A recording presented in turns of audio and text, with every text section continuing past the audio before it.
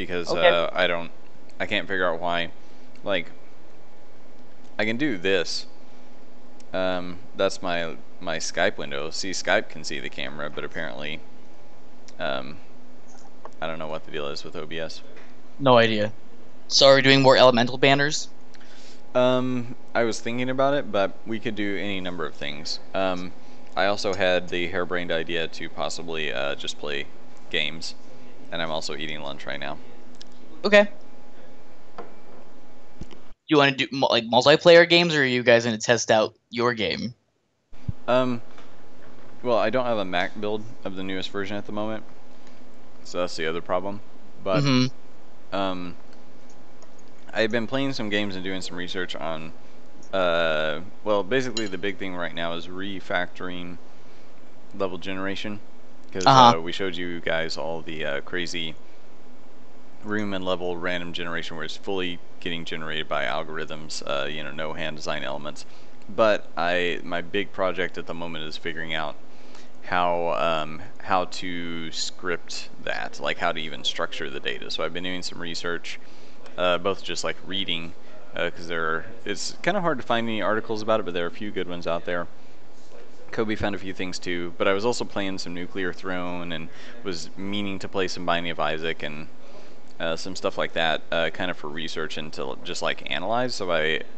And also I've been a little burnt out recently, so I've been trying to play more video games. So I have been playing Borderlands 2, which is why I guess the Borderlands movie is somewhat relevant at the moment. But Yeah, I saw you playing that the other night. I actually almost asked if you wanted someone to join you, but it's been a rough week for me. oh yeah, So, I'm sorry. which is also why I'm apologizing for not getting the Kickstarter update finished.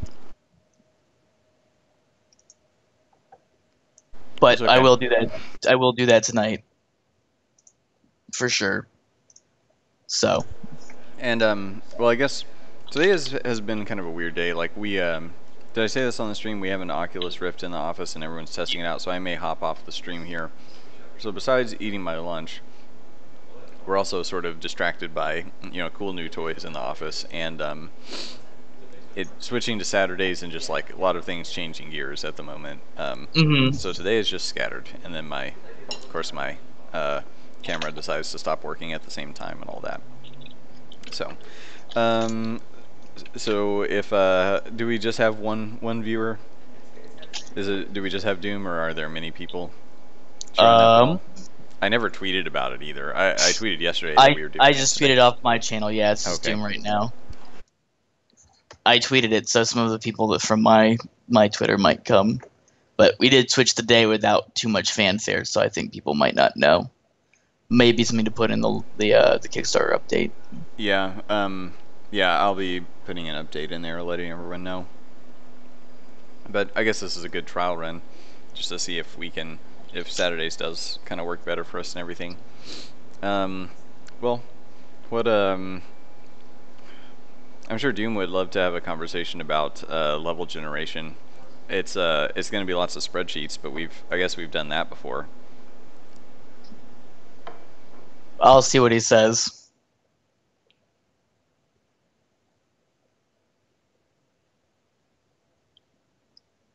But for now, is there something that you need to work on? I have no idea. I mean, I'm sure there's a list. Did you get to test the Oculus Rift at all yet? I have not yet. I hear it gives some motion sickness. I think that's just with some people. I mean, 3D games in general give some people motion sickness, but I am unaffected. I can also play a 3DS on full 3D without a headache in sight. That's good.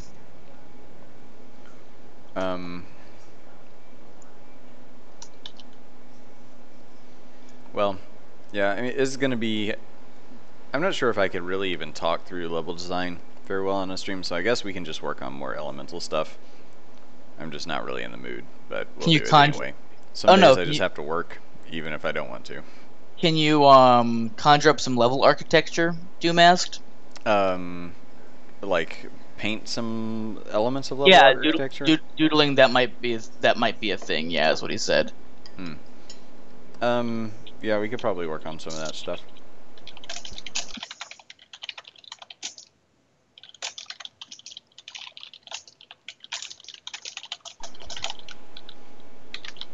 pull some stuff up here. I think we've shown this in the stream, but I'll show it again. We should probably cut out this whole intro where I'm eating this breakfast burrito.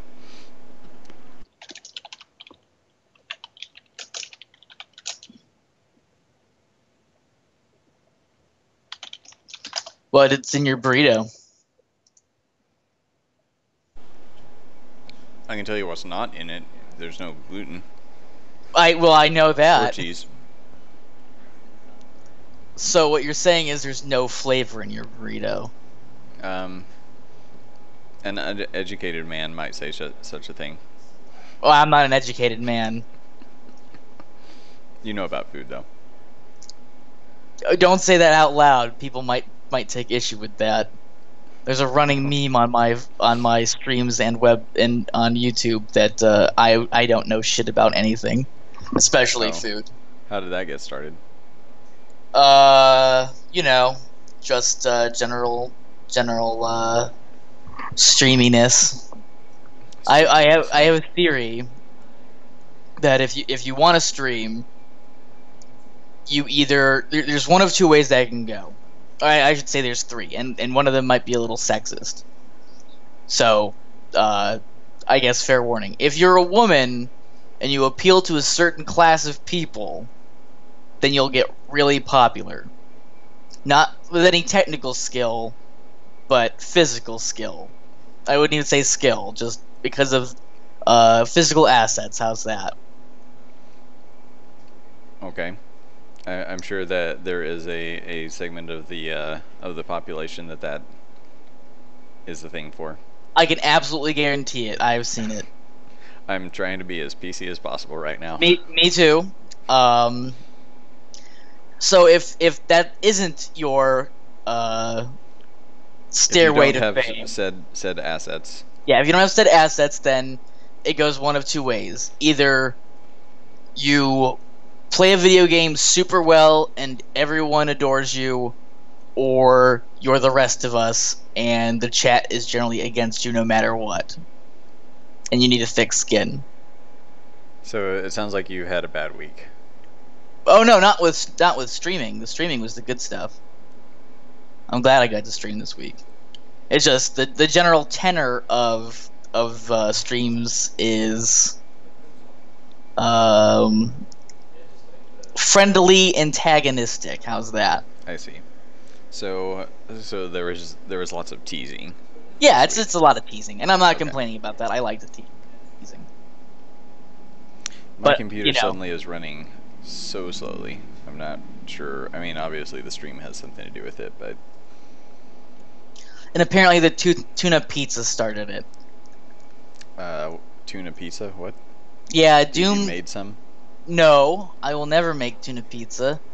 In Europe, they like to have tuna on their pizza. It's a topping on their pizza. I remember we talked about this at one point, but it's weird and gross, and I made my my opinions quite clear on that, and Doom did not appreciate that, and then everyone started making fun of me. So now everyone's making fun of your lack of interest in tuna pizza? And food in general. Like we went in a really squirrely direction, and I'm no Kyle doesn't like tuna pizza. He's picky. If he's picky about tuna pizza, he's picky about other things. Kyle doesn't know about food. I would actually say it's a fairly straight line. It's missing a lot of steps. It's missing a lot of steps, but it's still a straight line. Okay, I think I'm with you now. And then I said... And I just cued some intense music that you probably can't hear. I can't. It was kind of a goofy transition. I didn't really mean for it to be, but it was something like bum bum bum bum bum bum as you're talking about how you hate tuna pizza. The so, main... I guess that's kind of dramatic.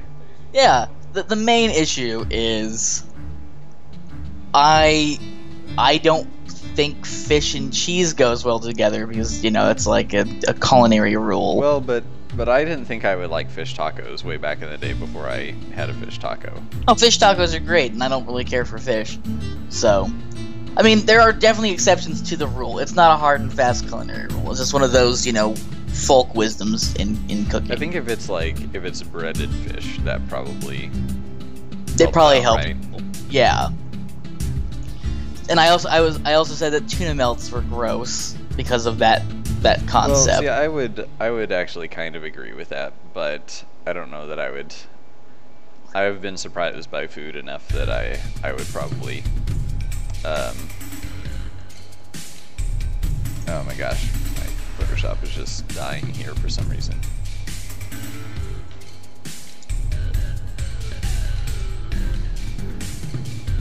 You saying it's an Italy? Doom says it's an Italy folk wisdom, not even an international one. It's definitely a folk wisdom in the U.S. as well. Plenty of chefs will tell you don't mix seafood with dairy, unless it's like lobster bisque. Well, people do. I mean, Alfredo type stuff has cream, and people do that with fish, right? Right. Or like tartar sauce is. Yeah, absolutely. Which is, you know, I mean, it's not that they have a non-valid point. Italy goes against their rule all the freaking time. So, you know, I don't know where that thought process started and why it is pervasive in the cooking world. It is what it is. So,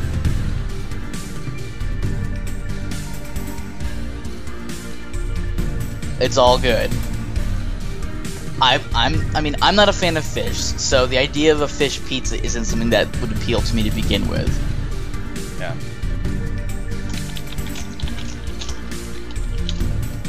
So, that's just how that goes. So what I'm working on right now is I wanted a few extra options for not really walls, but just like haphazard kind of barriers in rooms. Mm-hmm. So I want to make something that looks kind of like a beam that's fallen. All right.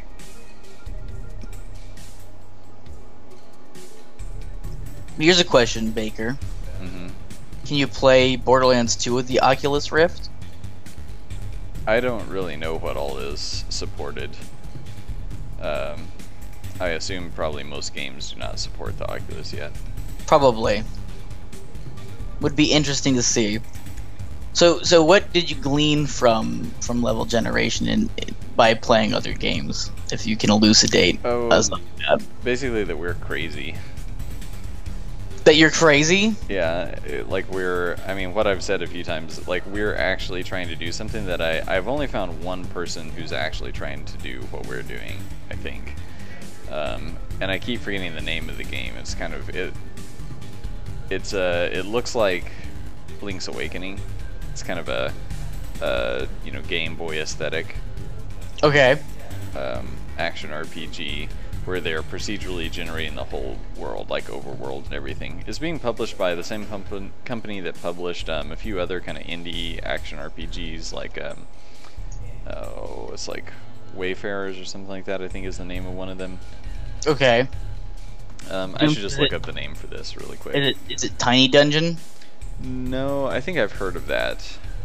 But that is not what Doom says Tiny Dungeon. That's a game trying to do something similar.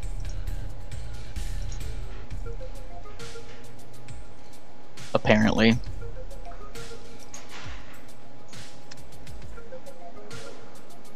Which I had never Tiny Dungeon. Well, and I pulled a few articles. Like there's I can post it in the chat here.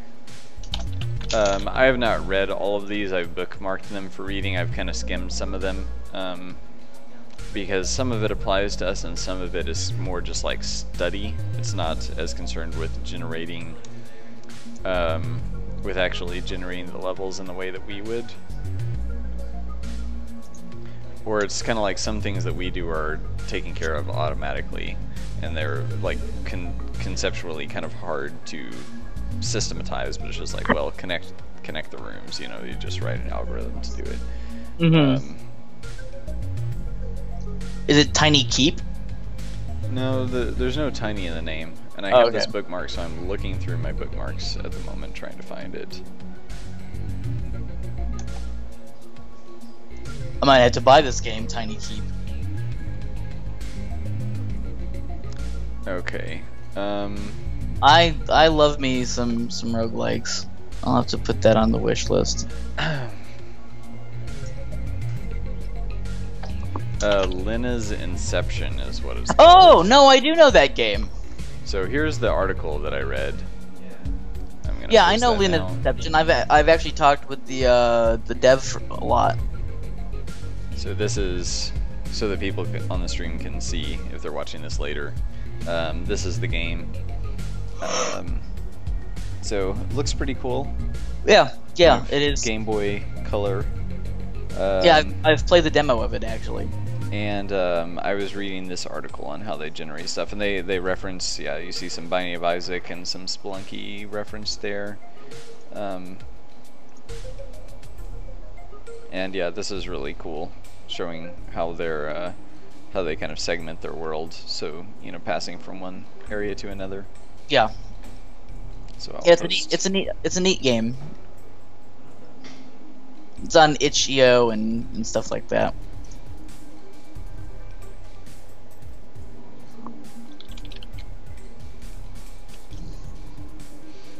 So sorry, there was a question you were asking a second ago, and now I don't remember what you were asking.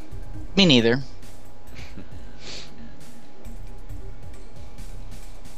I have no idea. I mean, just about like what I had gleaned and everything else, I guess. Oh, I mean, you're kind of answering it. But yeah, so I mean, there haven't been many people, and well, no one that I know of successfully, in a released game who has generated Zelda-esque dungeons with, kind of key and lock puzzles and so on, procedurally. Binding of Isaac does some keys and locks, but it's, there aren't, like, you don't have to have specific items to pass from one area to the next. Like, there's it's, the blocker in that game is more the combat. It's just that, at some point you will probably die before you reach the end until you, finally succeed, kind of thing. And our approach, or, what we've been trying to do slowly, is to create a game where the there are some combat blockers, but most of the blockage is kind of like, what items do you have in your inventory? Do you have a tool that can circumvent the obstacle? So kind of a, instead of just, I mean, I guess combat isn't really a key and lock, it just has meat gates, as a lot of people call them. But what we're going for is like a few meat gates here and there, but the multiple keys that can possibly open a single door. Right. And that is a very difficult problem, and Kobe and I were talking quite a bit about it earlier. The cops are coming for your procedural generated roguelike there, Baker. Yeah. Yeah, I think, well, we're just down the street from a fire station. Yeah. Doom says you have to force the game to build around some preset chunks to have puzzles. Right, yeah, some of the puzzles would still probably have to be pre-designed to some degree, but I'm trying to build... Sorry, let me mute this. Oh, I guess I'm on the spot now. So... Yeah, how's everyone doing?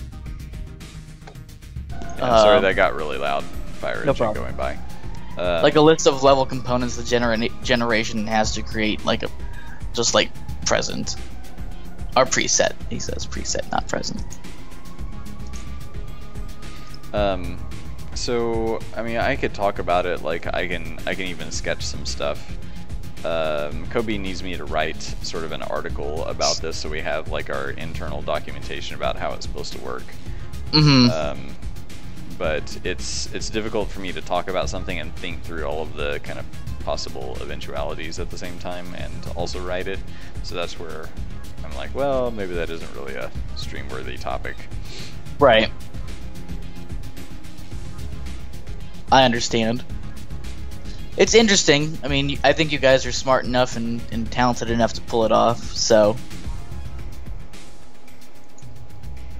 But But I'm just kind of tired today. I could definitely go for some more coffee, but that would mean I would have to stop streaming and go make some. Don't you have interns? Isn't that what they're for?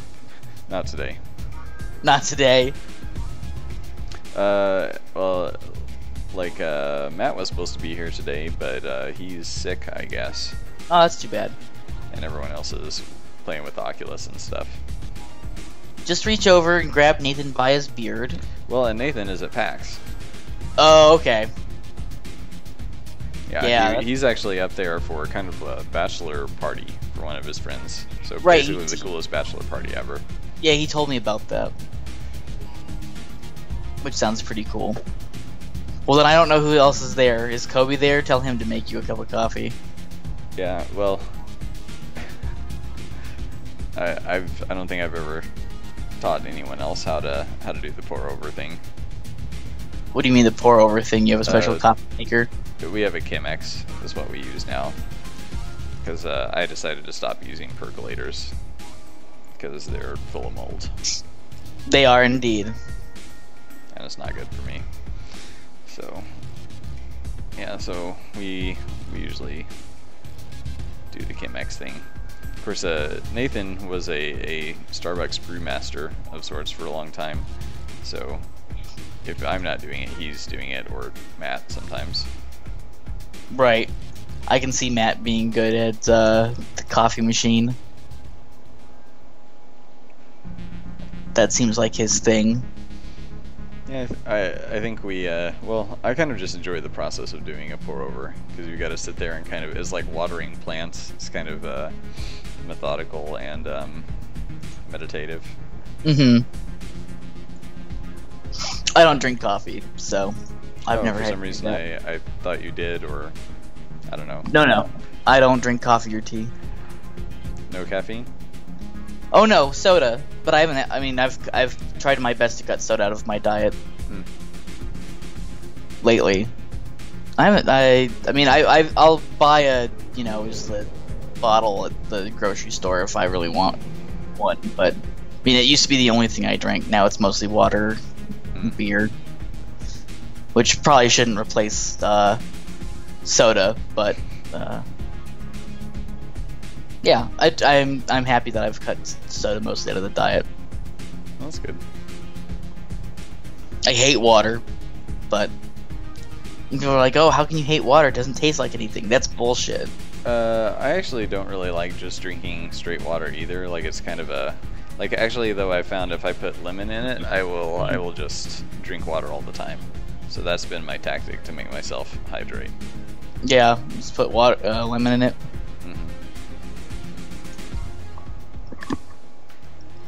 Yeah, I mean, it helps. Anything to give it a little bit of, like, good flavor. Yeah, Doom says, "Oh, soda because drinking water is hard for stupid Americans." Plenty of Americans drink water. Plenty of Americans don't have water. I think our water is full of a bunch of bullshit. Well, it's got fluoride in it. Yeah, I mean, but why? Like, why does it have fluoride in the water? Honestly, I don't know. And, well, like, if you're in the country and you're on county water, it tastes, I mean, supposedly it tastes better because it's full of minerals.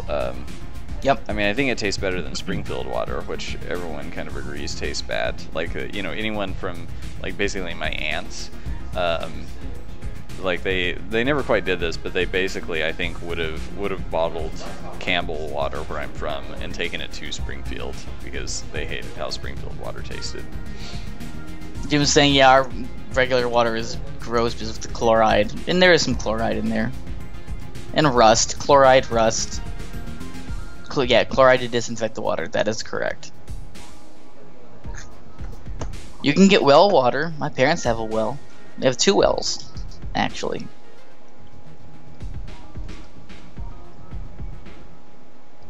But it tastes just as gross. I won't even. I mean, it's not even gross because it has an unpleasant taste. It's just bland. I don't like when I drink water. I don't feel like I'm hydrating. I don't feel like I'm getting nourished. I know my body actually is, and I need it. Yeah, and I think you should go to a holistic doctor and ask them about that, because I talked to one who said it was an issue with phosphates. I mean, that's some of this is probably kind of bullshit, but um, like basically, if you well, here's a question: do you like? See, I generally tend to like really hoppy beers and would prefer to drink bitter things all the time. Oh Even no, like I hate bitter. okay, as opposed to drinking water, like I would prefer to drink uh, lemon or tea or coffee or anything like that.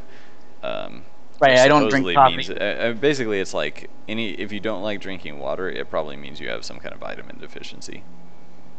I mean, I probably do, but it's not even that I don't feel hydrated. It's just I don't know. There's this a concept of being full, or a concept the idea of like when you eat a sandwich, you feel nourished. Mm-hmm. When you drink a beer, you feel in a way fulfilled in some capacities of the flavors. But water doesn't. I mean, water has flavors, but it's the minerals and just kind of this. It's like off-white, Painting a room off-white doesn't really do anything to stimulate you. Yeah. So, and not saying that you need to be stimulated 100% of the time, although I don't necessarily think that's a problem either. But it's like I'm drinking this and I'm not gaining anything from it on any level other than I need this to survive, so I'm putting this inside of myself. There's no greater meaning you can glean from a glass of water, whereas a glass of beer. But is it half empty or half full? There's so much meaning. Well, if you drink it, it goes down all the way, so it's all empty. Of water, it's all empty of water. There's no such thing as an empty glass. How's that for your zen moment of zen, Baker? I don't know. Just blew it out of the water. I'm not a very zen person, I don't think. I went to a Zen temple to learn karate. I mean, it's a Buddhist temple, but they were a sect of Zen Buddhist. Mm-hmm. And we got the what is the sound of one hand clapping sort of stuff all the time. There's an answer to that as well. What's the answer? Mu, M-U. What does that mean? It's like a null state. It's like saying not applicable. Mm-hmm. It's like, does a dog have a Buddha nature? Mu. It's not. It's like saying that your question is malformed. It's like saying that the. Interesting. Yeah, I mean I like the koans. That's what those are called in Zen Buddhism. What's that again? They're called koans, Koan. And what does that mean? It's just like scripture.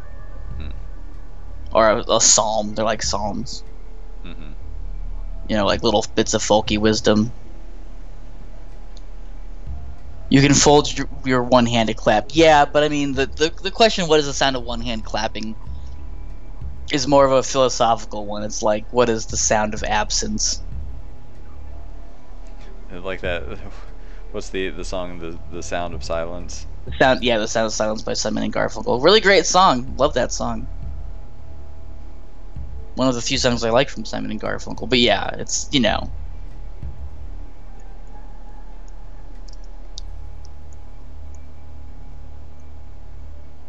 My favorite koan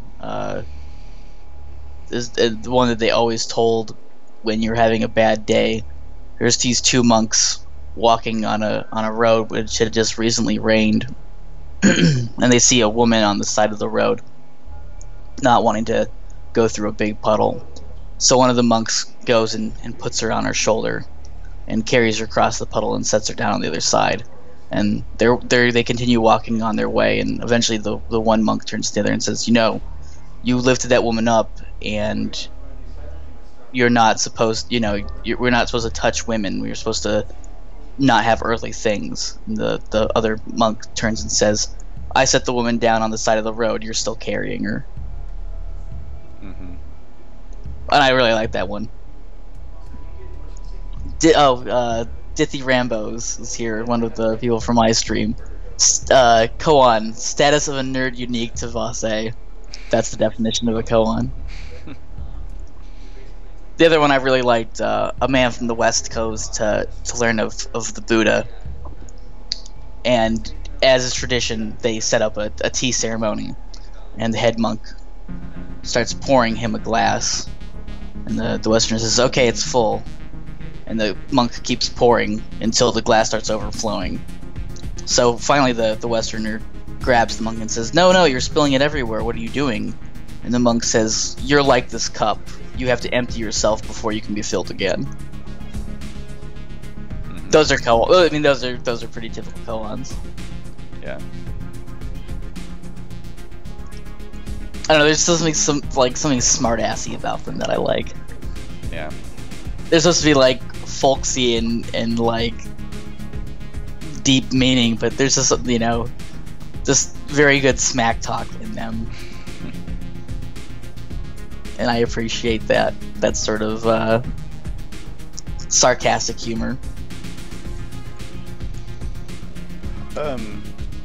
When Kobe's done with the Oculus over there, I may have him hop on the stream for a bit and sure. Say hi, and then I will make some coffee. Okay. Yay, transitioning to a new time, messing everything up. What's that? I said, yay, transitioning to a new time and messing up the awake flow.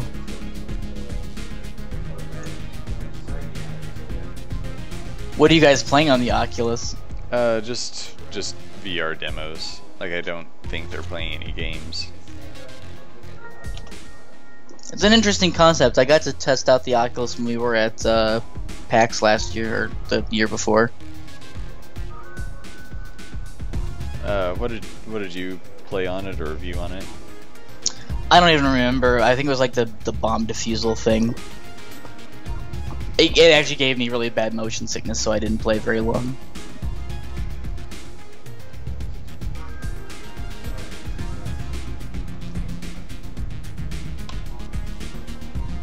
I'm not trying to sound deep.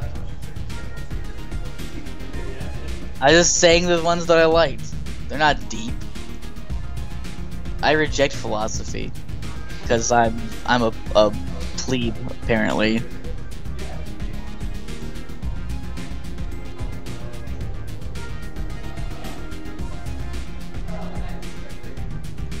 We also play EU4 and other games, Dithy and I. We actually played Borderlands 2 a couple days back.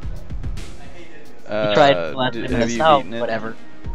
Borderlands 2, yeah, I've beaten Borderlands 1 and 2. I played 2 for a while on the Xbox, and I've switched to playing it on PC, so I had to start over. So I haven't caught up to where I was on Xbox. Yeah, I haven't done any of the DLC for Borderlands 2, but I want. But I've done all the DLC for Borderlands 1. Hmm. I don't have to try to be a smartass. I just naturally am.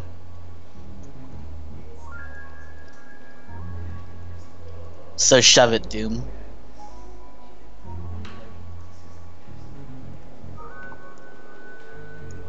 I mean, I wish I had coffee. It'd be nice. Usually I take a shower and I wake right up, but I didn't wake up to my alarm in time. Set it for 9:30 and I slept through it for an hour. Yeah, today's been, well, I think it's partly the weather, like it's just really cool outside here, and so I just want to take naps. You can come to Phoenix and we can fix that for you. Because it's hot and humid? I doubt it's very humid, but it's 100. Oh. It's 103 right now. Yeah, I don't know. It's probably like 65 here, which is not super typical for August, or I guess almost September. But I mean, September will start to cool off a little bit. It doesn't usually it's usually pretty warm even through October. So this year we're getting a really mild, like early fall. Yeah, it starts getting cool here at like October. But cool for us is like 80, so... Which then means I'll be able to turn off the air conditioning and actually open up the windows, which will be nice. They're predicting cooler temperatures here because of the El Nino flow. It's rained the last couple days too. We had really, really big storms on Thursday. When I walked out of the movie theater after watching the train wreck that was No Escape. Hey Nate, how's it going, man? It was pouring down rain, so I had to run to the car.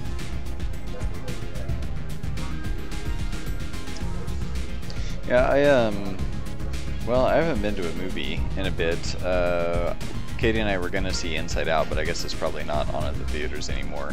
So last night we watched Insurgent, which is the newer Divergent movie, which is basically like Hunger Games except sucky, in my opinion. Katie actually really likes it. She said there's some ways that she likes those movies better than the Hunger Games, which I can kind of understand, kind of for, you know, based on what she likes and everything. But it was too predictable for me, and it just feels like I just see all the references to, like, I mean, every other kind of young adult fiction kind of in that genre. Yeah. You know, Harry Potter and everything else is just like right up on the surface. So yeah, I'm only kind of aware of what Divergent is, like the Twilight and the Hunger Games. Yeah, I mean, it's way more Hunger Gamesy. Like, it's this, you know, civilization has collapsed, and basically to survive this, the one remaining city or whatever that's all walled off from the outside world, created a faction system. So basically, they became super socialist, or I guess communist would probably be more apt. So like, you're in Dauntless, or like all these factions with names, and I'm gonna forget half of them. It's like Dauntless and I cannot think. My brain is just not working. So, but basically it describes kind of your personality, and if you don't fit into one of the five, you're either factionless or you're divergent, which means like you sort of test as all of them, and so divergents are supposed to be scary because they can't be put in a box, kind of thing. So it's just like, I don't know, it's just really kind of, you know, it appeals to everyone's desire to be different or special, or but it's just like the whole premise of the movie, like, I don't know how anyone would ever create a society that is like, for us to be happy, we have to segment people off based on their skill sets. And it's just like, I'm pretty sure everyone in history has figured out that people have multiple skills. Like, I don't know that, like even some kind of weird, like, totalitarian socialist sort of thing, like, I don't think would even come up with that. So it just, like, the premise doesn't, like, rings a little hollow to me. Like, it feels like there would have to be something else kind of in the sci-fi of it, in the fiction of it.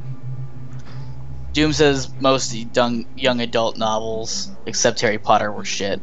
I don't think Harry Potter was that great either. I know I'm in the minority there, but like, the first 3 books were okay, I thought, for Harry Potter. Well, I felt like, for me, the ones where, like, the earlier ones where it's kind of younger were not as good, and then it just got better as it went along. I think somewhere in the middle I got a little bit bored with, like, I don't know, 4 or 5 or somewhere in there. But then I really liked how it wrapped up at the end. Yeah, I read Goblet of Fire, and I was like, you know what, I can't keep reading these. Hey Kobe, would you like to hop on the stream for a bit and chat about something? Yeah, let me save the file, and you can draw whatever you want.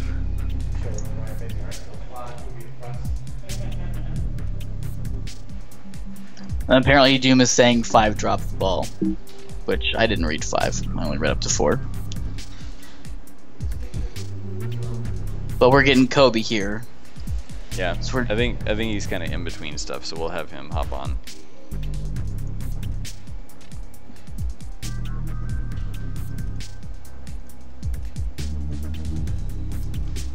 Or I don't know. We could put the room mic on and talk about level generation or something like that. But I still think, I mean, if we streamed our discussion from earlier, that could be kind of interesting. But I don't want to have that whole discussion over again.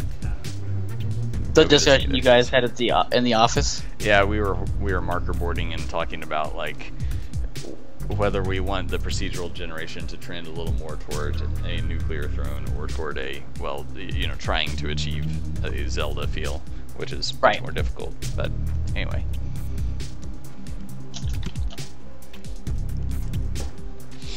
Who am I talking to? Kyle. Kyle. How are you, Kobe? I'm pretty good. I actually have a sweaty forehead now after that little Oculus demo. Uh huh.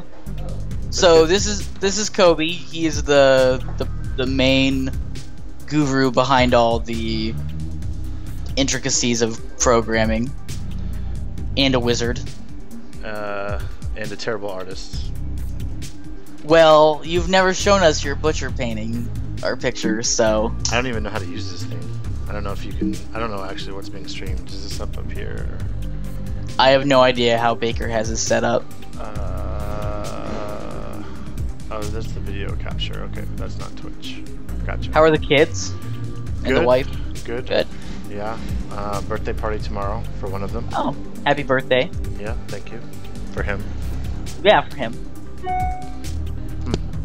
So, what do you want to talk about? Well, what have you been up to? Oh, god damn it. How does this thing work? I don't know. Hold on a second. Oh, wait. No I problem. think I know. I think it's a good place to start. What has Kobe been busy doing? Cancel. Okay. So I don't want to... Okay, how about this? Hey, I can draw. Okay, cool, I can draw. Work. More work. Yeah. Yeah, pretty much. So what have you been working on? So I have largely been doing two things. Both of them are actually lots of things. But the one thing is supporting stuff that Aaron needs. So he's been cranking away on the level generation stuff, room generation stuff, which I think Baker was talking about a little bit ago. Making some killer progress. Ouch, killer progress. So anything that he needs to do his stuff, that's part A, and then part B is the massive overhaul of the back-end stuff relating to physics, and then a couple other things. So my plan was to be done with that this weekend actually, but I am behind, so that's probably not going to happen. But that's the long and the short of it. All sounds good. Also been hearing that you're doing a revamp of the physics engine. Yeah, that's the biggest portion of it. That it ended up necessitating touching a whole lot of parts, unfortunately. How close is that to being done? Well, there we go. Sweet. The goal was literally this weekend, but that's not gonna happen. So hopefully we'll move it back go next weekend. Nothing in programming goes as planned, right? Yeah, basically that's the long and short of it, I would think. So I have no idea really what's going on Baker's machine, so you're gonna just have to ask me questions and I'm gonna doodle. Sure. So what are you doing to overhaul the physics engine? What are you tweaking? Tweaking is probably a bit of a misnomer. But a lot of it is moving to, the big thing is to make it more discrete across the board as much as possible. And a big portion of that is how, when, where, why things are resolved. So right now we use continuous integration and solve forces on a one-off basis, but we're going to move to a more discrete step and solve things, basically simultaneously resolve all forces at any given moment. This tablet is really cool, by the way. I've never drawn with one of these.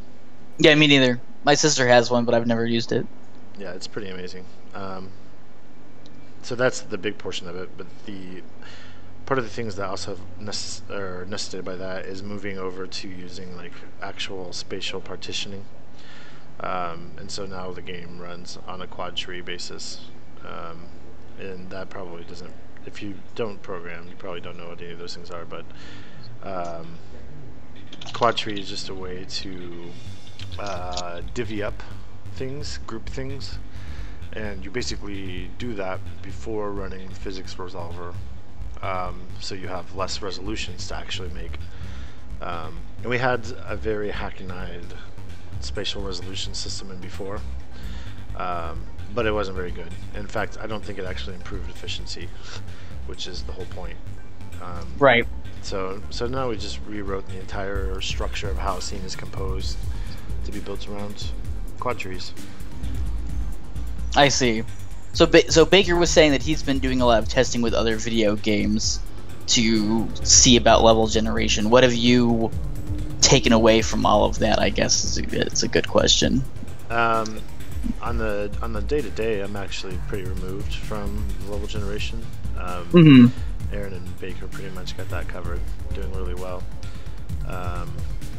But effectively, I mean, there's a lot of different constraints in play, and with infinite resources, you know, you can make some pretty amazing things. So for us, a lot of it is balancing our very finite resources with the most important goals to make sure that those can be accomplished. And then, you know, hopefully there's extra time to add some polish and interesting things. But you know, the general stuff that Aaron's been working on has all been pretty good. I think the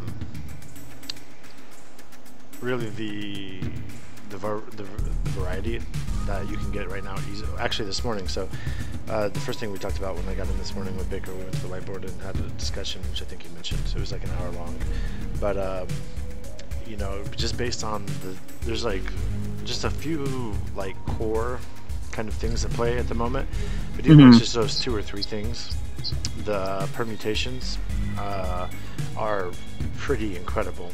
You know, you could basically, I mean, I think we mapped it on the board, like 4 levels for each zone for the first 3 zones, all having a totally unique sort of feel to them, just based on what's in there right now. Which is something that has never happened previously. There was no real difference other than small or big, really, effectively. Yeah. So that is all very, very cool stuff. And I don't know how much. I think does Aaron on the Friday streams? Does Aaron usually show you guys anything like? Yeah. Aaron showed us a lot of stuff. Yeah, so you've probably seen a lot of the more recent stuff that he's done, which is all pretty good, nice stuff. And this week he again was working on some of the finer details of, like, right now he's basically, you know, he's got the actual level or room creation in terms of like size, shape, organic versus non-organic, all that stuff hammered out, and is working on permanent structures. So the subwalls, the pits, chains, the zone-specific impassable things like pipes in Zone 1. Couldn't remember the word for pipe. Pipes in Zone 1, etc. So the next things will be, we actually made a list this morning. Well, Baker already had the list ready, but we went over it briefly about the next sections of that. And even with just like 1 or 2 more, I think what the end results are going to be pretty nice. So it's really exciting for me, anyways. It's really exciting to see those next 2 parts come into fruition in the next week or maybe 2 weeks. And because I think at that point we're going to have something that's pretty cool already. And then there would just be a little extra effort to finish up those things. And yeah, exciting times for us. Right. And from what I've seen and what I've heard, it all sounds pretty awesome. I mean, one thing that was, I guess, rough in the previous builds that you guys have put out was, I guess, a unique feel for every floor. Like you said, Yeah, that's something we basically had nothing of, unfortunately. So Yeah, basically every floor was exactly the same. It looked the same. It played the same. yeah, Only real difference was, oh, this room's got 100 plague rats. Oh, this room's got 3 and has some lights and some stuff. So yep. it'll be cool to get our hands on something that I think. I mean, I think your guys' work will definitely shine through and be worth it in the end. Hope so. I mean, that's the goal, right? Obviously, it's taking forever, and lots of people are probably like, it takes too long, but, you know. I think we all wish it could go faster, but I think the result is still going to be pretty good, regardless. Like I told Baker, and I'm sure my endless font of enthusiasm and optimism will not surprise you, but I think a lot of people will realize that the reason it took so long is because you guys are doing something that no one else has ever done. We're doing a lot of things that make me question my sanity, so that's probably the same sort of idea, yes. Well, having met you guys, your sanity's never been in question. I think you guys lost that a long time ago. Fair enough, fair enough. But I think it's for the best, so. I mean, none of us. I don't think any of us who have stuck around are sane. I mean, look at Doomspeaker and me, and I. Yeah, I mean, fair enough. You guys, I think that just means you guys are equally crazy, maybe. I think we're crazier. That's possible too. But I think it's worth it. It's been interesting. I mean, I guess on my end, as someone who just plays and enjoys a video game, it's been really interesting seeing how you guys work and how you guys have come. I mean, seeing the game go through the pre-alpha to what you guys are talking about now has been really, I mean, mind-opening. It's really improved how I view video games and how I critique video games. It's like things that I used to think were okay in video games, having seen your guys' work ethic and how you guys actually approach video games, I'm no longer okay with. Well, thank you for one, but also, yeah, I mean, there are obviously a lot of painful lessons to take away from the last couple years. But I think there are also a lot of really good things as well. So, yeah, like everything, there's some good, some bad, but. And internally on Dooms and my level, we actually have a saying about you guys. Crazy? No, we say pixelscopic tight as fuck. just to explain how just I guess how you guys. It's like every time you unveil something new, it's just like, holy crap, that's marvelous. Well, it's, I guess, like the blessing and curse of being pretty close to perfectionists. Take forever, but produce something that's actually really interesting and unique and hopefully good. Well, I mean, I've put in a lot of time into your game when you guys in versions that you guys probably would look back on and like despair. So I think you guys are putting out a good product. Yeah, it's interesting to look back at the old versions for sure. There's well, like all things, there's some good and some bad. I think the general direction, there's been like so much change in the general direction, even from like build to build, that it's pretty. I think you can see a lot of like the sort of thought process unfolding, just through looking at how it was versus how it is, for any particular like specific feature set or whatever. So, but yeah, it's been an interesting journey thus far. Still a bit more to go, but. Doom says the game was fucking great even when it was a tech demo. Yeah, whatever. He's just trying to make me feel better. No, I agree with him.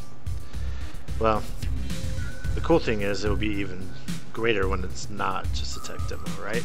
I mean, yeah, I mean, we're certainly. I mean, like I said, every time Aaron came on, was like, we're doing this with level generation. We're doing this with enemy placement. I mean, it's just like I said, it blows me away with what you guys are doing. Well, I think one thing that you can always take out of it, or like our dev story, is that very rarely did we ever cut corners. Generally, we just made the path even more long. So I think that will speak out in a lot of different ways. Yeah. But time will tell. There's definitely people will definitely find things to criticize. Oh, for sure. Absolutely. That's okay though. I mean, that's how you make things better, right? God Yep. damn it! I don't know how. It's also the one.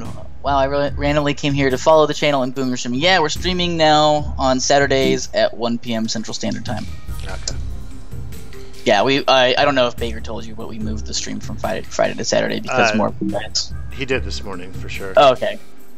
Yeah, I figured he would. You guys are. Oh you're, Jesus! yeah. Don't want to do that. But I mean, people were gonna find things to criticize about your game no matter what you do. That's So true. That's true. I think the maybe the one like semi-whirring thing. Move tool. Yes, I want to move. What? I don't. So I'm Photoshop illiterate, if you can't tell. I don't know nothing about Photoshop. Artboard move. I want to move. Whatever. Yeah, one of the bad things about right now is that like we've done so long without a build. Like I feel like there's a lot of pressure on us to put out one when it does come out that's just like drop dead, amazing, incredible. So and that's our own fault for sure. But it'll be. I think the really important thing is once we do get this build out, the next one, that we go back to the frequent delivery. Yeah. And some of that is unfortunately like problematic because of distribution. For example, like on Humble or whatever, we can't have multiple builds up at the same time. So if we want to do something that's super experimental and even possibly broken, like it's a huge risk for us to put that out on Humble because that's the only thing people can get from there on out. And, right. But we've worked on an internal solution to that, which we didn't finish. But yeah, I think getting back to more frequent releases and even more sort of experimental releases will be good. But having a really, really great base to build from is sort of the goal of this upcoming build, I would think.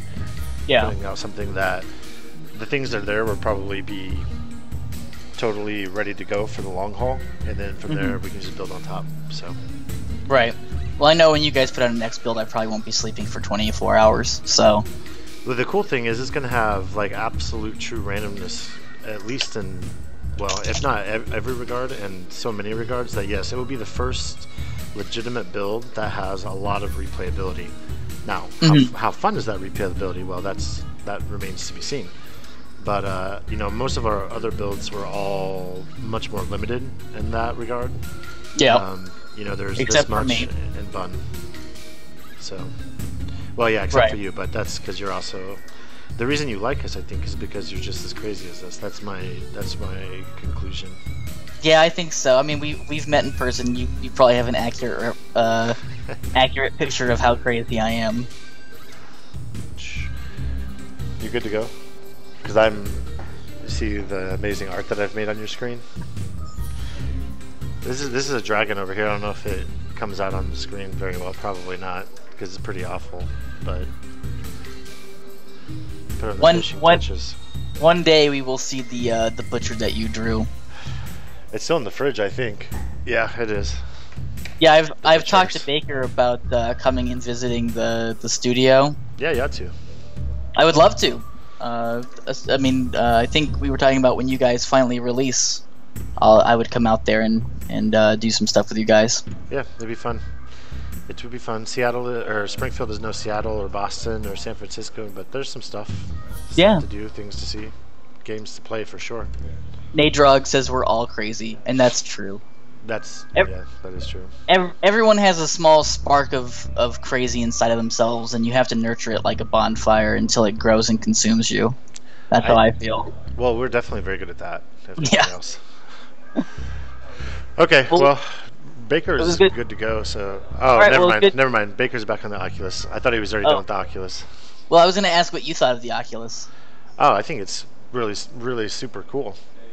What did you guys do on it? So there was this semi-interactive, okay, not really interactive, but movie trailer for Insurgent or something. I don't even know what that is, but that was pretty cool. Pretty cool. That actually got a bit of vertigo at one point because you're like way up on this semi-destroyed skyscraper, so your like feet are literally at the edge. Pretty intense. And then I actually played a game on it, sort of a futuristic racer on a tube, effectively. Someone mentioned it being similar to F-Zero, but Yeah, that was actually really cool. That was pretty amazing actually. That's pretty cool. Did you do any of the horror games that are on there? I have not.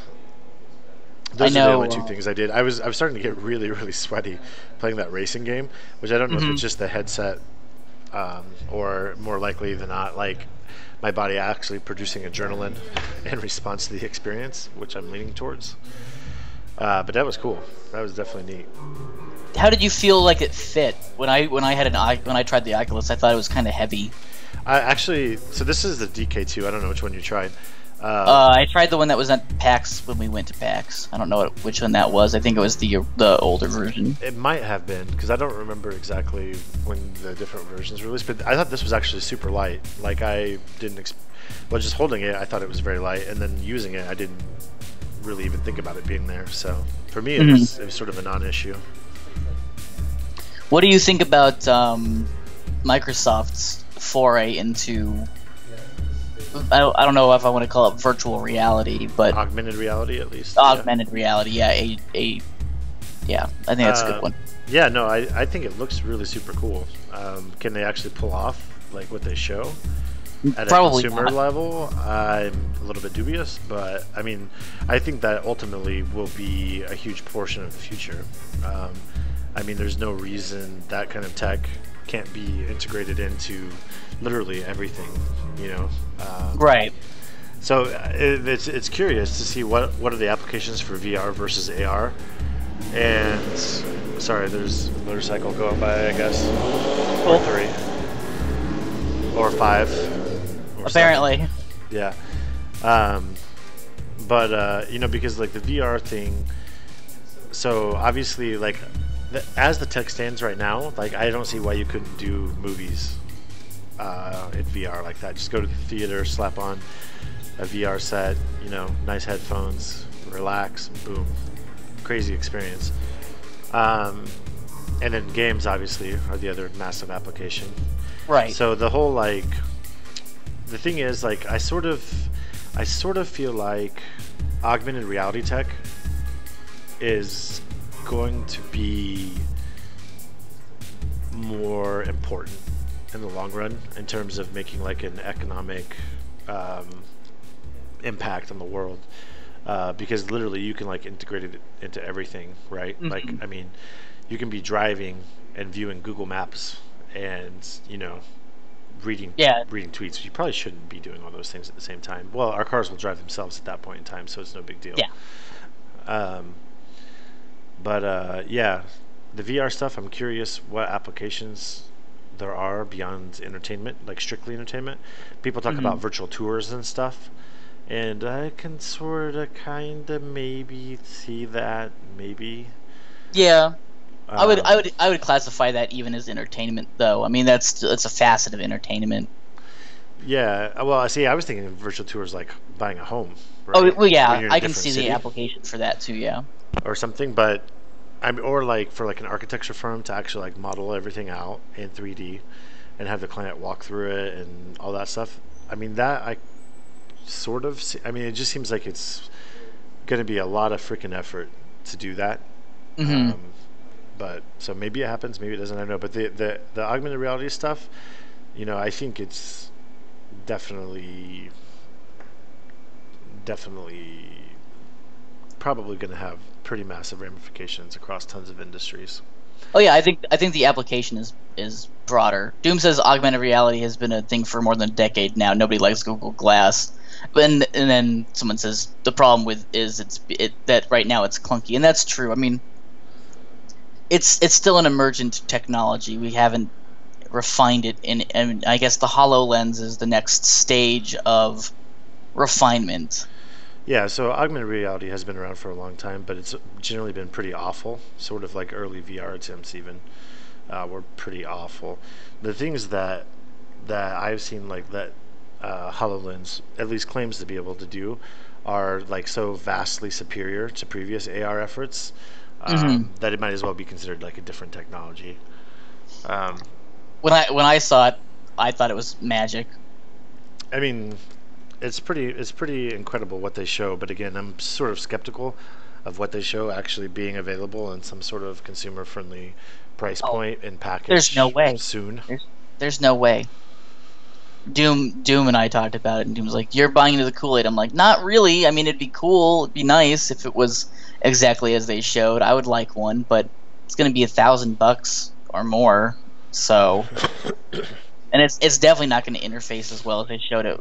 Where did they show that at? Was that at Gamescom? Oh no, Minecon. They showed off HoloLens at Minecon in London. Yeah, I mean the Minecraft demo was pretty cool. The thing is, like, I see AR being a lot less relevant for entertainment and more relevant for other practical purposes. I think so. Whereas VR, like, I mean, it's basically the ultimate entertainment experience. Like, I truly don't really know how you go beyond it, short of like direct neural feeds, you know. Right. So, I mean, sure, there's the whole like, well, how do you control it kind of issue? Like, you know, how do you actually like walk around? And sure, okay, fine, that's an issue that can be solved. But the actual like your brain tricking you into thinking you're someplace you're not is really the crutch of it. And you know, they basically solved that. At least they're really freaking close. Um, so, yeah, VR for entertainment, hands down, no question. AR, more industrial use, in my opinion. Either one of them making massive waves in the consumer world in the next 2 years, incredibly dubious. Yeah, absolutely. I mean, the idea of having, say, a full construct of a person's lung that you're operating on in an AR capacity, I think is going to be mind blowing. Yeah, the thing is, like, for me, like, I've always believed that like the natural progress of things is, or like the inevitable end goal is really like direct neural simulation.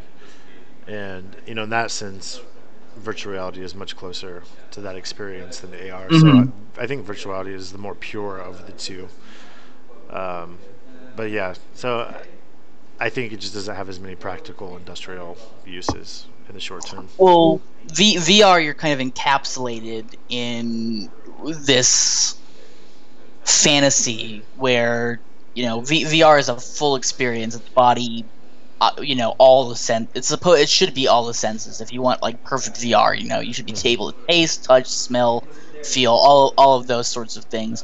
Whereas augmented reality, you're always going to be in the physical world and just interacting with things that aren't really there, but they're there to you because you have this, band of, I don't know what substance it would be, but you're able to see these things only because you're being inputted into this system. Where in VR you are in the system completely. Sure. Yeah, and I think that I mean, from like the practical consumer standpoint, like the actual like bulkiness of so this Oculus unit that I just used does not seem heavy at all to me, but it's still this full head visor, right? Um, and I think for like mainstream consumer adoption, so like people going to a movie theater and strapping one on to watch a movie, sure, totally can buy it. Yeah.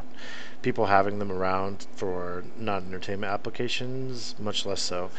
And in that regard, I think AR has a huge advantage. Um, I think that the shrinkability of the actual technology is probably going to happen faster. Not that it can't happen in VR, but that the demands are lower on the AR side and will probably be met faster Mm-hmm. in terms of yeah, shrinking the tech down into something that's not cumbersome and not obtrusive, and that your average person on a day-to-day basis, sort of like how your phone in the modern world is like always with you all the time, and it's this important connection to work and life and everything in between. So Right. It might as well just be I mean, it is a computer, so. yeah, absolutely, absolutely. And we're not computers yet, which is really the ultimate end of the line. But until we get there, we might as well do things like VR and AR and have a really good time. That's my theory on it.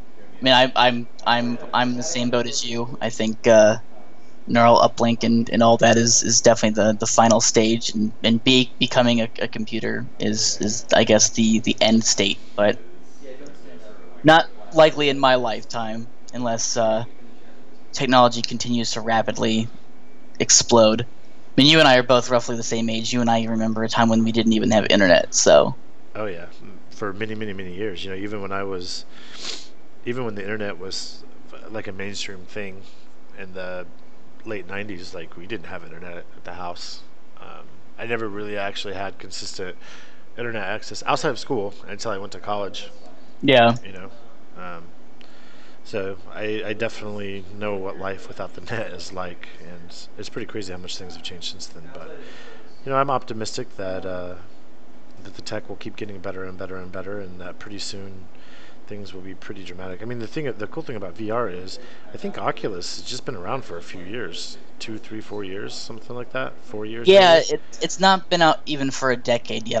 I don't think. I think they might have been working on it for a decade, but it hasn't been out for consumer markets for that long. Yeah, well, I know the founder guy has been doing it forever or whatever, but the point is really that until they came back around, or until they first started like working on this in the public eye, like VR was still extremely niche, and it still is.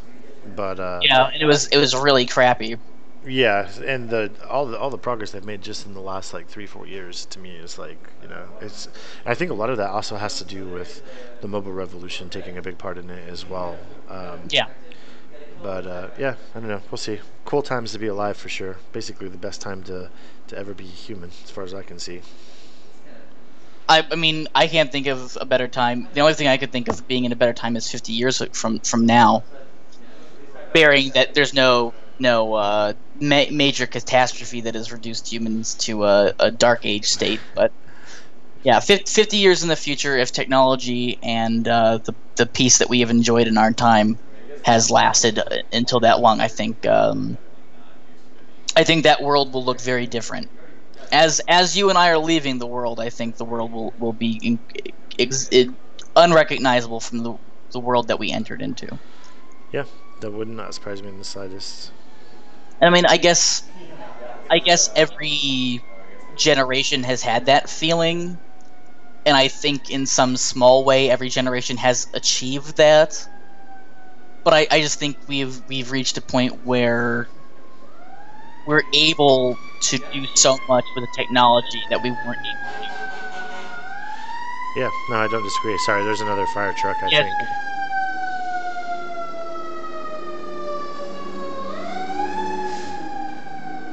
Yay, sirens. Yeah, I mean, I think, and Doom says it as well. The reason the gaming once gaming became big, VR started getting a little bit more important because new markets. But I think the mobile revolution definitely did a lot. My father actually signed the lease for the first cell tower in Akron, Ohio. And he's followed all the kind of nooks and crannies. He's really big into mobile phone development and stuff like that. So I've kind of had a pretty good picture on how that's all transitioned. I mean, I remember we had a rotary phone. I mean, I'm a little too young to remember it in practical use, but I do remember having one growing up as a baby. I remember the original cell phones being like the size of a 2-liter can or a 2-liter bottle of Pepsi with a battery pack that you had to sling across your shoulder. So I mean, I'm only just 30 this year, so in 15 years of growing up, we've gone from having so little technology in our day-to-day life. Everything was still kind of transitioning to, I mean, I don't own a smartphone, but I'm pretty sure everybody that I know owns a smartphone, and they wouldn't be able to function without their smartphone. It's actually hard not to own one nowadays. They're actually finding non-smartphones are actually difficult to find, which is interesting. Yeah, and my phone that I own now is dying, so I'm pretty sure the next time I have to upgrade, the only choice I will have is to get a smartphone. So not sure what I'll do with it. I mean, I've been talking to people about getting like a GoPro, and they're like, yeah, it has all this smartphone functionality. I'm like, well, that's technology I can't use because I don't have the requisite pieces. And it's a wonder to me that so much, like, people are like, yeah, I scan codes into my phone, and I have a GPS in my phone. It's like, I still write down my directions on a napkin, and it's like, 21st century Luddite. yeah, basically. I mean, I would like to have a smartphone. It's one of those things where, when I got my new phone, they were still like, you need $300 for this, whereas now it's you can just have one of these. Yep. So I was just on the cusp of it when I got the new phone, and it still works. So I guess I don't see a need to go and replace it. So, but I mean, my computer is probably 1,000, 2,000 times stronger than the thing that we put on the moon, used to put on the moon. Yeah, if not more. Probably orders of magnitude more. I mean, the smartphone is probably 1,000 times stronger than the computer that we put people on the moon with. Doom says he can function with a smartphone. Without a smartphone. You're European. Technology hasn't reached that far yet. I can. I just choose not to generally. Yeah, I can understand that. How are you doing, Doom Speaker, by the way? You have to ask him for me, or answer for him, Visay. I will answer for him. / Kyle, sorry, I just called you Visay. It's okay, you can call me whichever. I mean, most people call me Vase, or Voss. It's those internet handle things. But I don't care if people call me Kyle. My name's out in the public domain. But no one except, I guess, you guys know my last name. And that's the real important thing. Only you guys can steal my identity. And you wouldn't want it. It won't get you anything except problems. Hey, same for me. We can make a straight swap. See how relatively screwed we are. You'll probably come out the better. I imagine. I can only expect. Yeah, unless you get to keep the kids and the wife, because I don't have those. So if I have to inherit that, I think the life of a bachelor will be yours. I imagine Doom as well. He hasn't responded, but that's the answer he always gives me. He always says same as usual, which Doom's a busy man. He's doing lots of things in lots of places. Like what? I don't know. I just know that he's busy doing lots of things in lots of places. He's a mystery. Wrapped in enigma. I figure that he's actually doing like hardcore quantum physical research somewhere. And he's like on the cusp of discovering all the secrets of the universe. And he will not share them, I expect. I know he's lamenting not having gone to PAX with us. I don't think I've been to PAX since then, which is actually really sad. Guys are busy. I mean, you have 3 kids now, so I mean, leaving for I guess almost a week would be tough. Yeah, I did it when I had 1 and 2 though, so I'm sure I could do it with 3. Yeah. Well, Baker and I were talking about PAX South. That's close to both of us. It's driving for us, so probably even easier. I don't know if it would be easier for you or not. I guess the West is big, so it's about a 10-hour drive from Phoenix to San Antonio. I think it's about 12 for us, so roughly the same. Yeah, I mean, if I do go to PAX South, and it's looking that I probably will go to PAX South, I will drive. Yeah, I would want us to drive too. It just saves so much money. Well, I was talking about getting an Airbnb place, and all of us just, if you guys did go to PAX South for this year, just split the cost of an Airbnb and stay there in local San Antonio. Yeah. Instead of everyone grabbing a hotel. I mean, if we're driving, it's better to just be able to park not in a parking lot, than do all that. So. Absolutely. You guys did an Airbnb for Boston. Yeah. No, we've done it a few times. It's always been worked out really well for us. Doom doesn't know what an Airbnb is. It's basically people own houses, or I guess even apartments, and they're not going to be around, so they lease out their space. Yeah, it's just peer-to-peer renting. That's it. Short term. Mm-hmm. You can do it. I mean, when I was carjacked, I was looking at an Airbnb to stay while I was looking for a new apartment, so I didn't have to trouble my family out here. And there was nightly rates, weekly rates, monthly rates.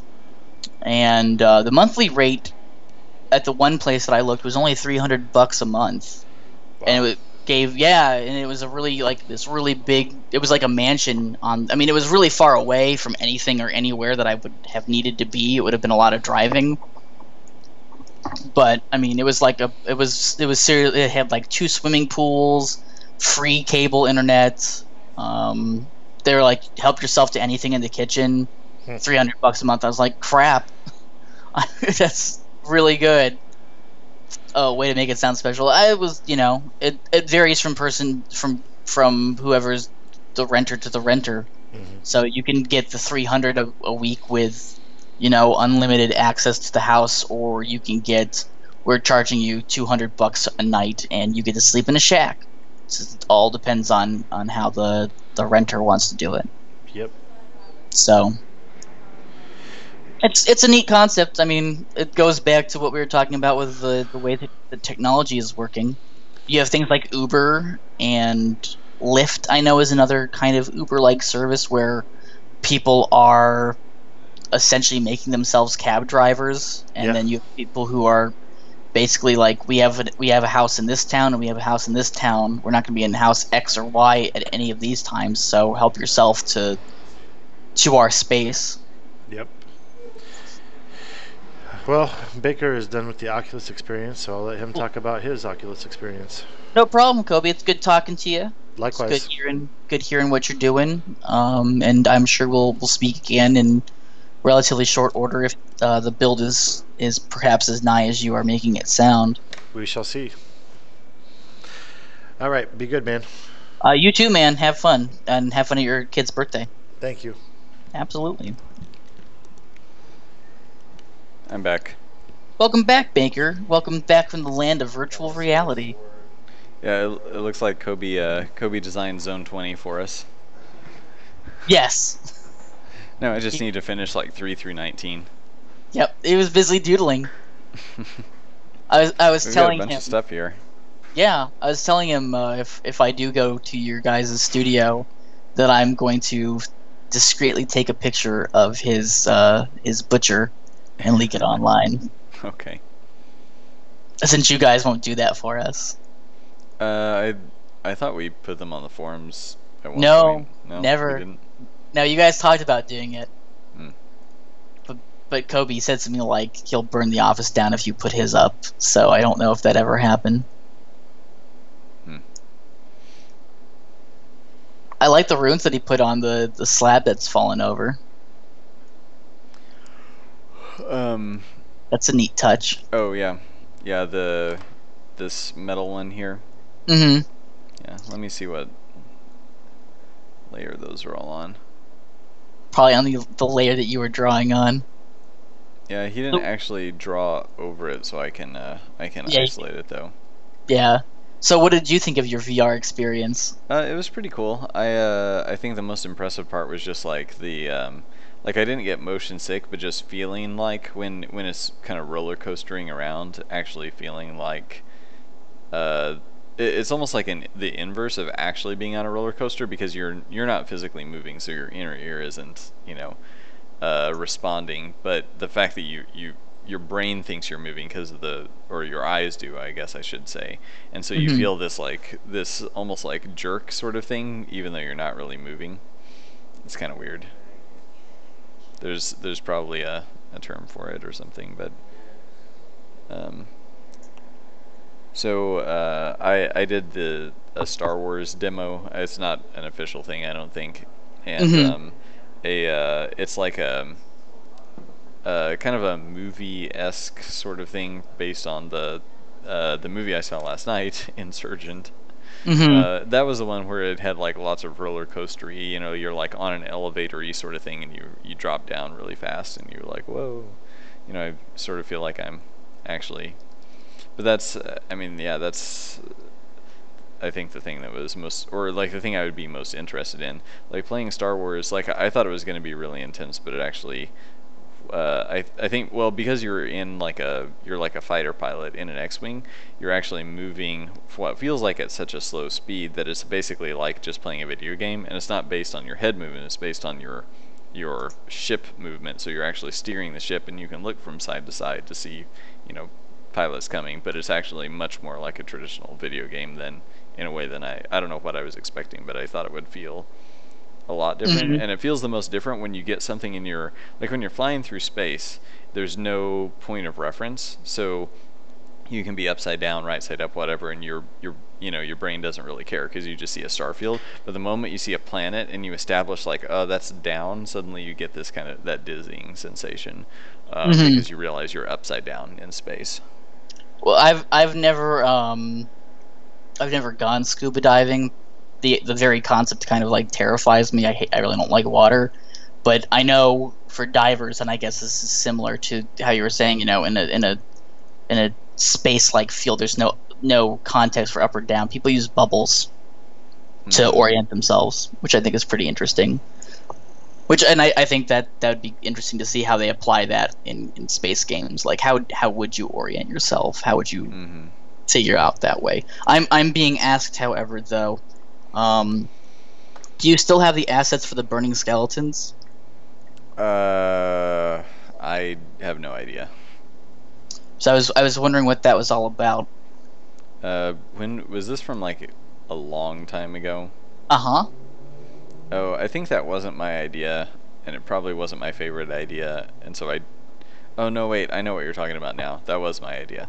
The burning, it was, well, basically I think that was in a series of like me really trying hard to come up with elemental traps for different dungeons, and I should have just.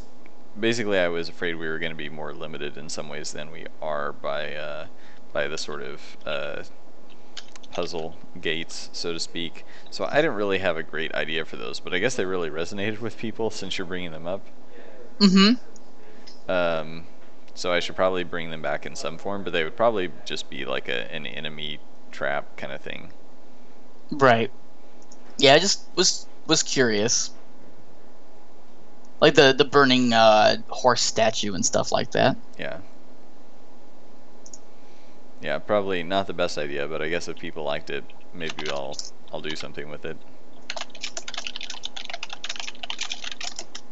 Sorry, the stream froze for the person who was asking, so I had to type up what you said, basically.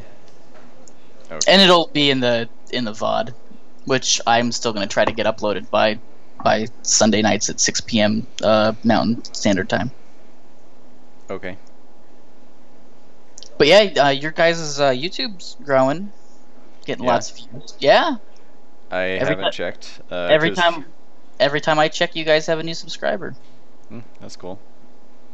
Don't worry, I check. You don't have to worry about it. Okay. You know, Good. you've Glad that's off my plate. I will happily help manage the YouTube channel for you guys. More than happily.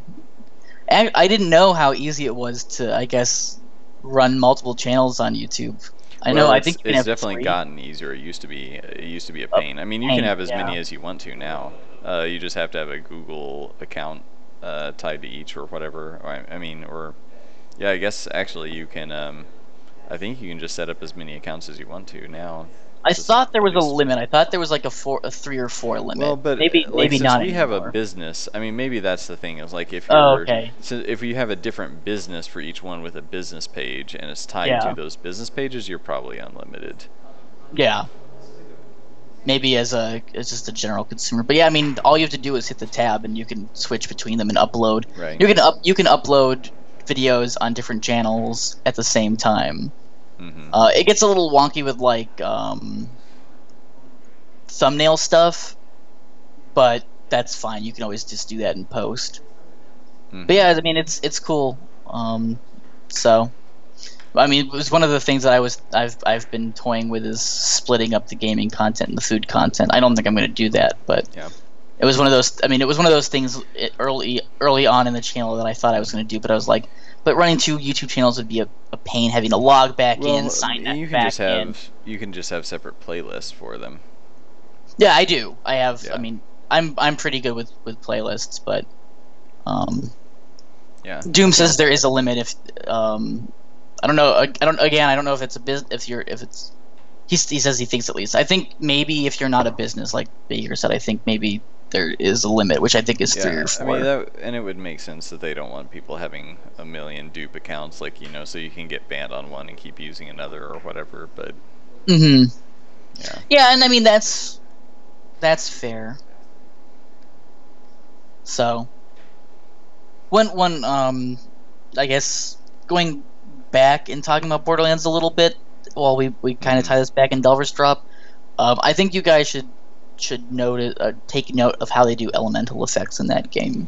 Visually or well, yeah, I mean, visually, yeah, definitely. Because I mean, that was Borderlands is probably my like #1 inspiration for the weapon system and kind of the element system. I mean, I guess there are a lot of old school, you know, Final Fantasy RPGs that I like the elemental system in, but I mean, I know Doom will say something, but I really liked how they changed things in like the elements with like slag and stuff from 1 to 2. Slag's not in 1.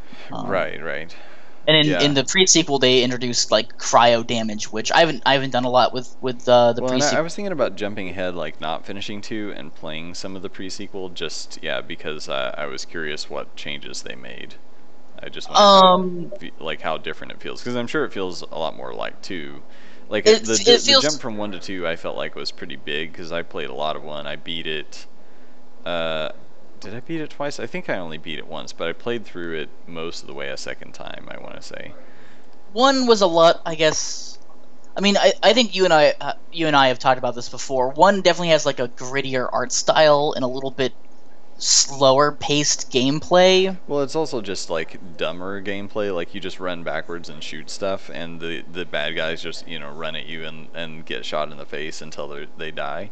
Yeah. The second one they dodge and roll, and I kind of hated that at first, but weirdly enough, so something I've noticed because I just started playing on Steam on PC is like I feel way more accurate, and I'm actually still using a controller, and I started playing on mouse and keyboard, but I'm playing on a much higher resolution monitor from like a foot away. So I think that for whatever reason, playing that way has actually made the game. I mean, it made it easier in a way, but it's like, well, when we talk about kinds of challenge, it didn't make the game literally easier. Like it's not. It's not like the inherent challenge of the game changed. It's that just viewing things at a higher res, I can see the enemies better. I can have there's more of a sense of peripheral vision and things like that, which might also just be better rendering because I'm on a GTX 970. So I don't know if there are other effects that I'm using that probably aren't available on where things in my periphery get distorted. So I think you can see a little more kind of around, so to speak. So yeah, it's just like, so suddenly I now feel, and also maybe I've just gotten used to the guys dodging and everything, but it just feels like now I would say I like 2 better than 1 because it just feels so much better playing it on PC with a higher res monitor. Yeah, I mean there are definitely things I liked more about 1 than 2, like the skill tree system. I mean, and this is another thing that I think you guys should take a look at, is just this is a problem in MMOs too. I guess they're called empty levels. At least that's the term that I've always used and my friends have always used, where it's like, okay, so we have this skill tree with 30 different options on each tree, but I only want 5 of the options, but I have to take 30 to get the 5 that I want, Yeah, it's like, so you're kind of railroaded through. Yeah, it's like, okay, so I want a good example with, let's use the Siren in 2, where it's like, okay, so you can get the ability to freeze people, and if you kill the people that you freeze, they shoot out health orbs that heal you. Awesome ability. Okay, the next level, nothing I want. But the level after that, I start passively regenerating health. Yeah. So it's like, it's like, what does +5 accuracy on my gun do? I have a capstone of that ability so that I can start getting the regeneration. Well, it really doesn't do anything for me. It's just this soft bonus that only makes the game slightly. It's like, okay, well, let's put it into Delver Drop perspective. It's like, okay, so level 5 for a rogue. And this is all hypothetical because you guys haven't really shown off any skills. Yeah, the main, I mean, we have some ideas and we have some skill tree charts kind of drawn up, and I even have some like data started.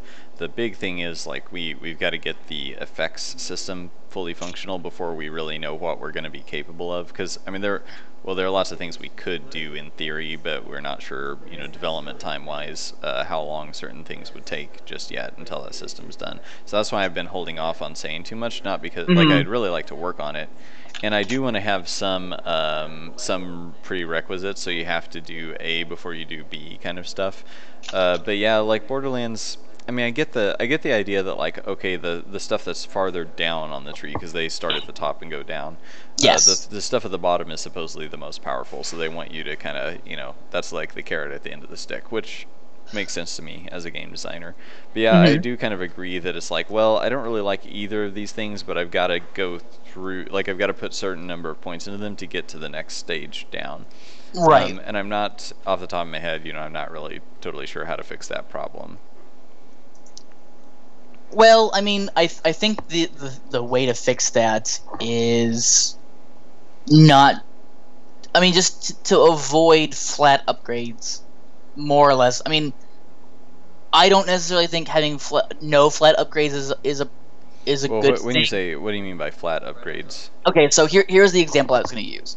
So let's say you're playing the rogue, and you get a skill point every level, and there's 50 levels. Yeah. So that's it delineates down to 5 points per, or 10 points per. I think I'm doing the math right. So let's say one of the options on the skill tree is when you kill an enemy, there's this percentage chance where you get more gold. Let's call this the greed tree.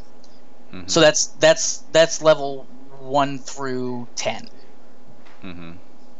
So you put 5 points into that, and then there are 2 other options. One is just +1 crit chance, and the other one is, oh man, I'm trying to think of a good like oddball. Like, oh, okay, so since you're going the greed tree, that tree wants you to kind of spec short swords.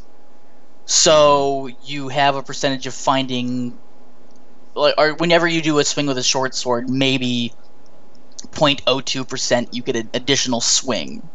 Mm-hmm. Like a phantom swing. Like a fake swipe or something. So as a player, it's more appealing to take the, okay, well here's this chance of, no problem, Nade, have fun with your lunch. So I get this false swing, and that's a really cool, that changes the way I play the game. This plus crit chance, it's appealing because it's kind of, it's like, oh yeah, I really like this because I get this this bonus that carries with me all the way. So basically what you're getting at is like you would rather have functional, like, things that give you tactical options rather than numeric benefits.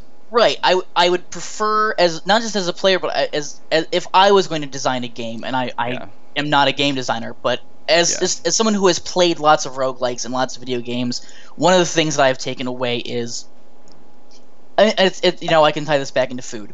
Flat bonuses are a hamburger from McDonald's. Yeah, it will fill you up, and you will be somewhat satisfied, but it's just a burger from McDonald's.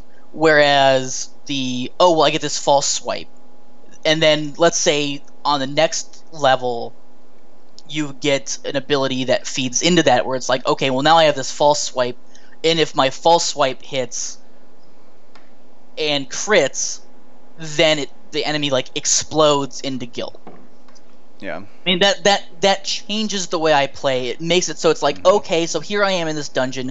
Oh man, my short sword's really crappy, but I've got all this stuff that goes along with it. Oh, I found this long sword. It's like, Do I take the longsword? No, I don't take the longsword because I've invested all this time and effort and energy into this short sword playthrough, and I'm having a lot of fun with it. Or let's use the sorcerer for example. People bitch and moan needlessly, in my opinion, about how floaty it is, and they're wrong, and they should feel bad because they're wrong. But let's say you want to be a little slidier, but for more benefit.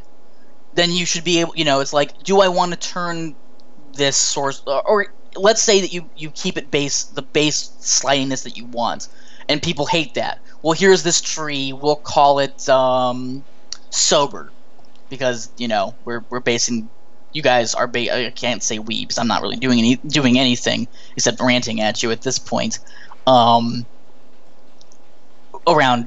alcohol and stuff. Where okay, I don't like the sorcerer being slidey, so the first thing I take is +2 traction, and then maybe Which some I'm other. I'm probably gonna do. Yeah, something so like that, I mean, so and maybe give it some other so you get this traction, and you get a little bit more movement speed, or something to make I it should not probably just. be writing this stuff down because these are pretty good ideas. Or I guess the terms, especially calling it sober, I probably wouldn't have thought of that. So Well, lucky for us, we're recording it and it'll be uploaded. But yeah, I mean, it's things like that. And Doom is saying basically the same thing. Also, if there's a skill you really have to take, there's no point in having them in the first place because it's just a straight upgrade. Mm-hmm. Skills are optional, and they should reflect the fact that because there's going to be more than one skill tree, obviously, Mm-hmm. per class. So saying, oh well, you got to level 9. But you didn't have cat's paw ability on the greed tree of the rogue, so you're screwed. Then it's like, well, why didn't you just put that ability native to the rogue? And the answer is, well, we wanted to be in the skill tree. So it's just this. It should be optional, like Doom is saying. I totally agree. Also says throwing skills that affect loot RNG, skills that can affect room generation, for example. Yeah, like I was saying with the rogue potentially, Doom. It's like, okay, so you get a 2% chance of getting more glint, and then if again this hypothetical greed tree, it feeds on. This is kind of like money equals power from the Binding of Isaac is I guess what I was going for with this greed tree, just hypothetically, where you have this build designed around keeping and hoarding money instead of spending it freely, and all of the skills kind of tie into making more money, Right. and doing cool things with money. Okay, so I'm just building a little scratch sheet here. Yeah, no for problem. Some ideas. So for an example, Because I've got a quick list of. I was coming up. I didn't get very far. We had some old ones, but I kind of scrapped a bunch. So this is probably not worth talking about. But this is my ideas for the rogues. But let's just start from scratch because I think some of these are pretty good ideas.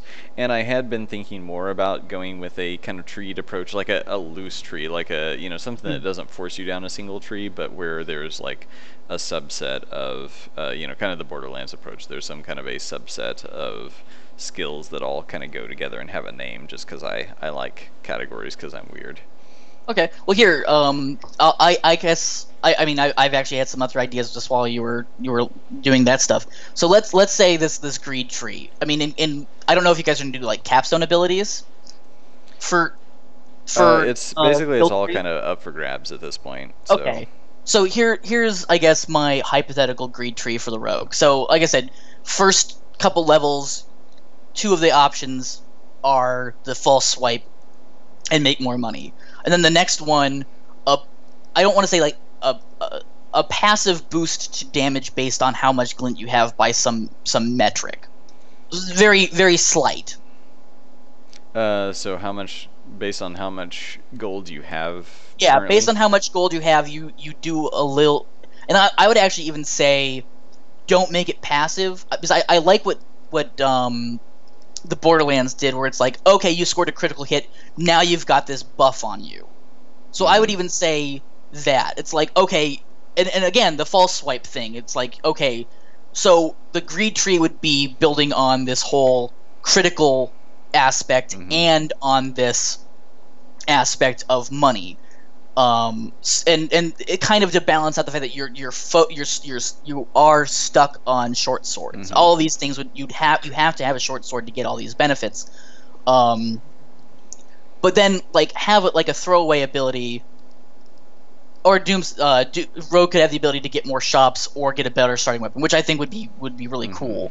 But then have like a slightly different, like, okay, so let's say you find a bow and arrow, and obviously bow and arrow isn't an ability or a weapon that the rogue can natively use unlimited. So have a skill that allows you to use gold in place of weapon charges on ranged weapons only. You might have to say that. So, like, basically, so ranged weapons typically have ammo. Well, everything has ammo. Everything has ammo. So you're saying But, yeah, use so in basically place of the if you have no more ammo left, you spend gold. Yes. I mean, I would just do that for all weapons, or maybe even just. Well, the tricky thing is just like, you know, primaries don't have ammo; they're infinite use. So, well, I mean, the thing is, it would change how you play the rogue in that situation, and that's kind of the thought process I have going into abilities. It's an ability should either affect an ability you already have in a positive way, and give some negatives to abilities that you also have to balance it out, or to present you with a new methodology of playing. So, in this greed tree, the more money you have, by the end, the more damage you'll be doing. But there's also things in the tree where it's like, I thought of the capstone. I was gonna say I would call it price of admission, where you would use glint to open locked doors.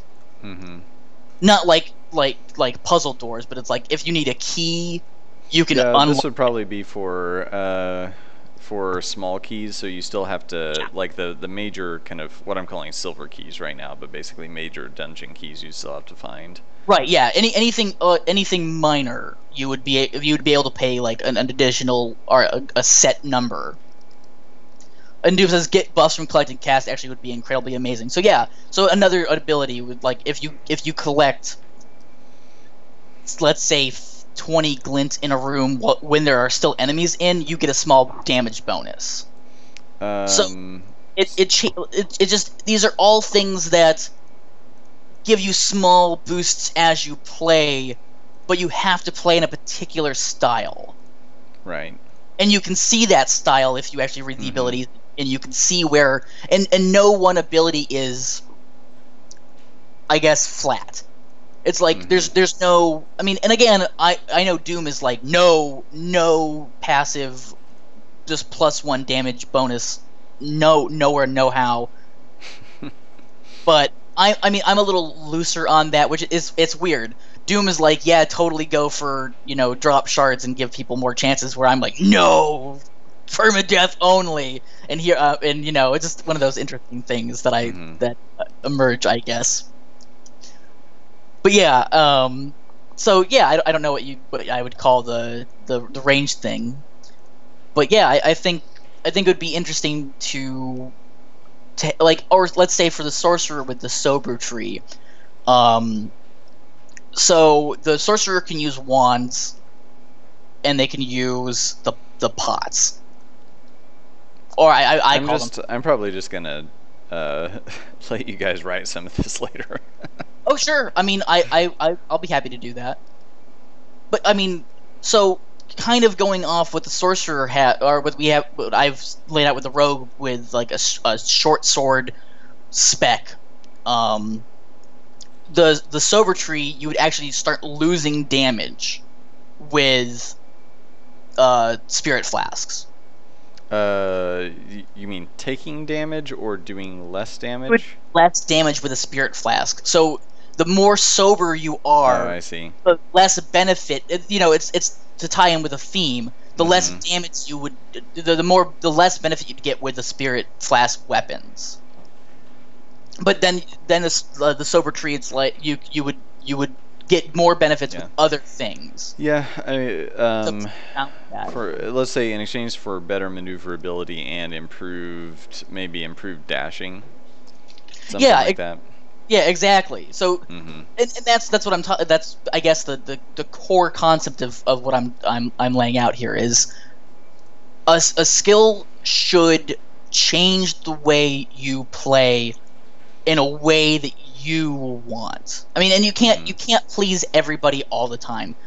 You can't have you guys can't make unlimited skill trees. So that's understandable. So, but at the same time, you know, each class is unique, or as unique as you can. And you were kind of, you know, I don't want to use the word lamenting, but you were commenting on how introducing new classes, it's going to be tough to make them all feel differently. The answer to that is the skills should affect. Right, and I think because we are so far away from actually having these kind of skills, I haven't been relying on them, and you know, maybe I should. Well, Doom said say the word, and he'll rattle down a huge list of skills, which I'm pretty sure you did say the word. So. I will probably be up tonight working on this because now like I said, it's been a rough week, but I'm actually pretty excited about this.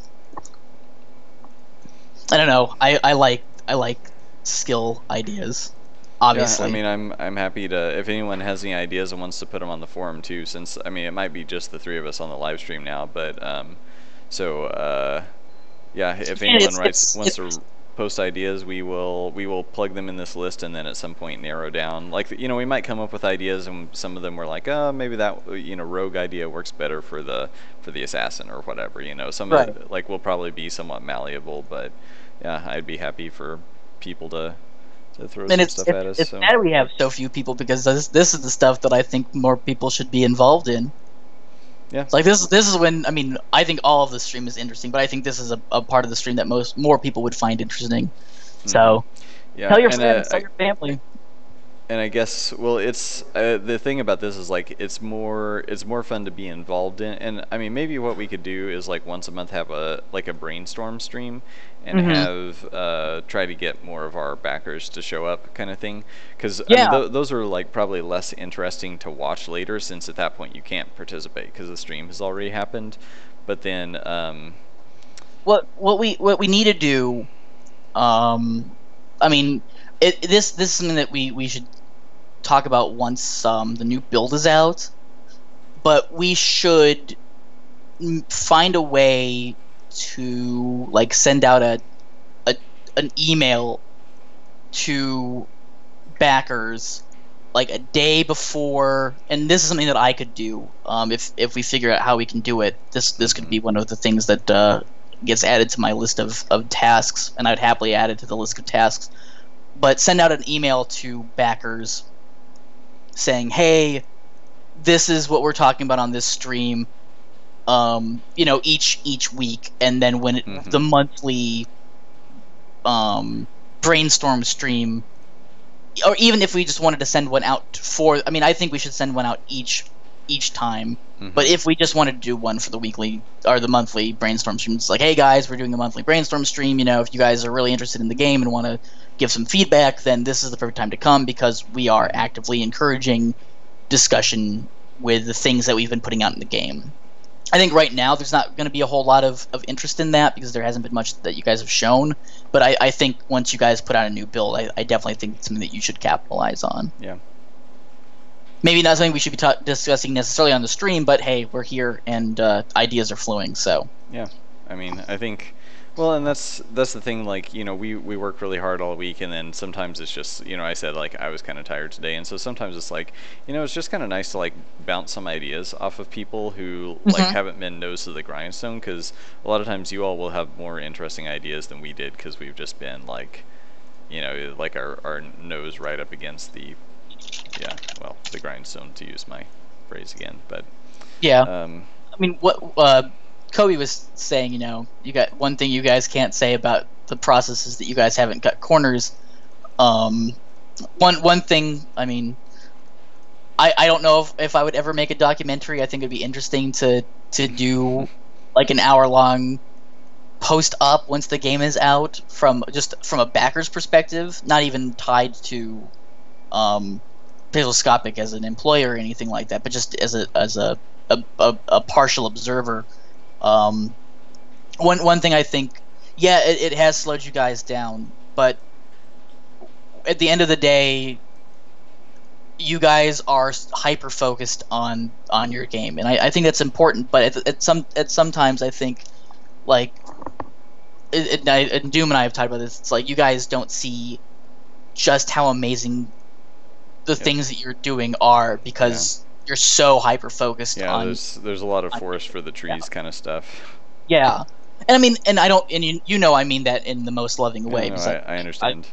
I adore you guys, but I mean, it's true. I mean, you guys are super tight. I mean, you guys really have the mentality that you need to do what you need to do. But yeah, there is definitely a forest through the trees thing. It's where it's like when Aaron showed off the level generation, he's like, yeah, this is cool, I guess. Doom and I were just like, you know the scene from Terminator 2. Yeah. Yeah, you know the scene from Terminator 2 where Sarah Connor's having the vision of the world getting destroyed by the bomb. Yeah. That's kind of how it was when he was showing that off to me, where it was just like this gigantic wave coming and hitting me and like reducing me to ash. It's just like, holy crap. Yeah. He's like, yeah, this is cool, I guess. You know, I've just been working on this for the last couple hours, and this is what I've managed to accomplish. It's like if I accomplished even half of what Aaron accomplished in his one workday, my entire life, I'd be set. I'd be happy. You know, that's the feeling that I take away from it. It's just like, holy crap, I can't believe it. And it's just, you know, it's blasé for you guys. Mm-hmm. Like all the artwork that you pump out, it's just like, I looked at that in despair. It's like, I'll never do anything this good ever in my life. There's your praise. Thank you for the giant just confidence boost. Of course. What was it that you said? I'm the Dorothy to your dark Oz. Probably. Yeah, that was something that I actually put that on my profile on the Delver's Drop website. Okay. I was so tickled. We went to that Japanese place and we'd been drinking, and of course we were all exhausted. Yeah, and at PAX last year. Yeah, and 2 years ago. Was it last year? Two PAX Easts ago, so a year and a half. Ago. Yeah, and I forget what I had said, but yeah, you're just I think it was with the Red Hook guys that we were at. Mm-hmm. When I was just heaping praise and you said that, I was like, that's really funny. I had a good chuckle about that, and I guess that's what I am. It's weird because I'm not an optimistic person in general, so you get all the optimism that wells up inside. So the other thing that, well, I keep going really back and forth. So I mean, maybe we can toss some ideas around and help me solidify. Like, okay, so I've thought of a few different ways we can do special abilities. Like originally, when we first kind of pitched the game on Kickstarter, there was going to be, okay, you've got your normal attack.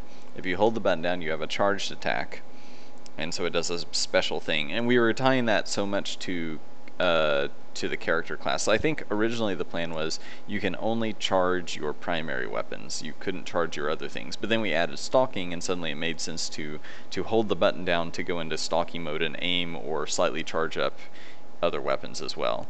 And since since the weapon system kind of blew up and we've got so much variety, now it's like, well, we probably can't make a totally unique attack for every weapon type. So now what does charging do besides allow you to aim?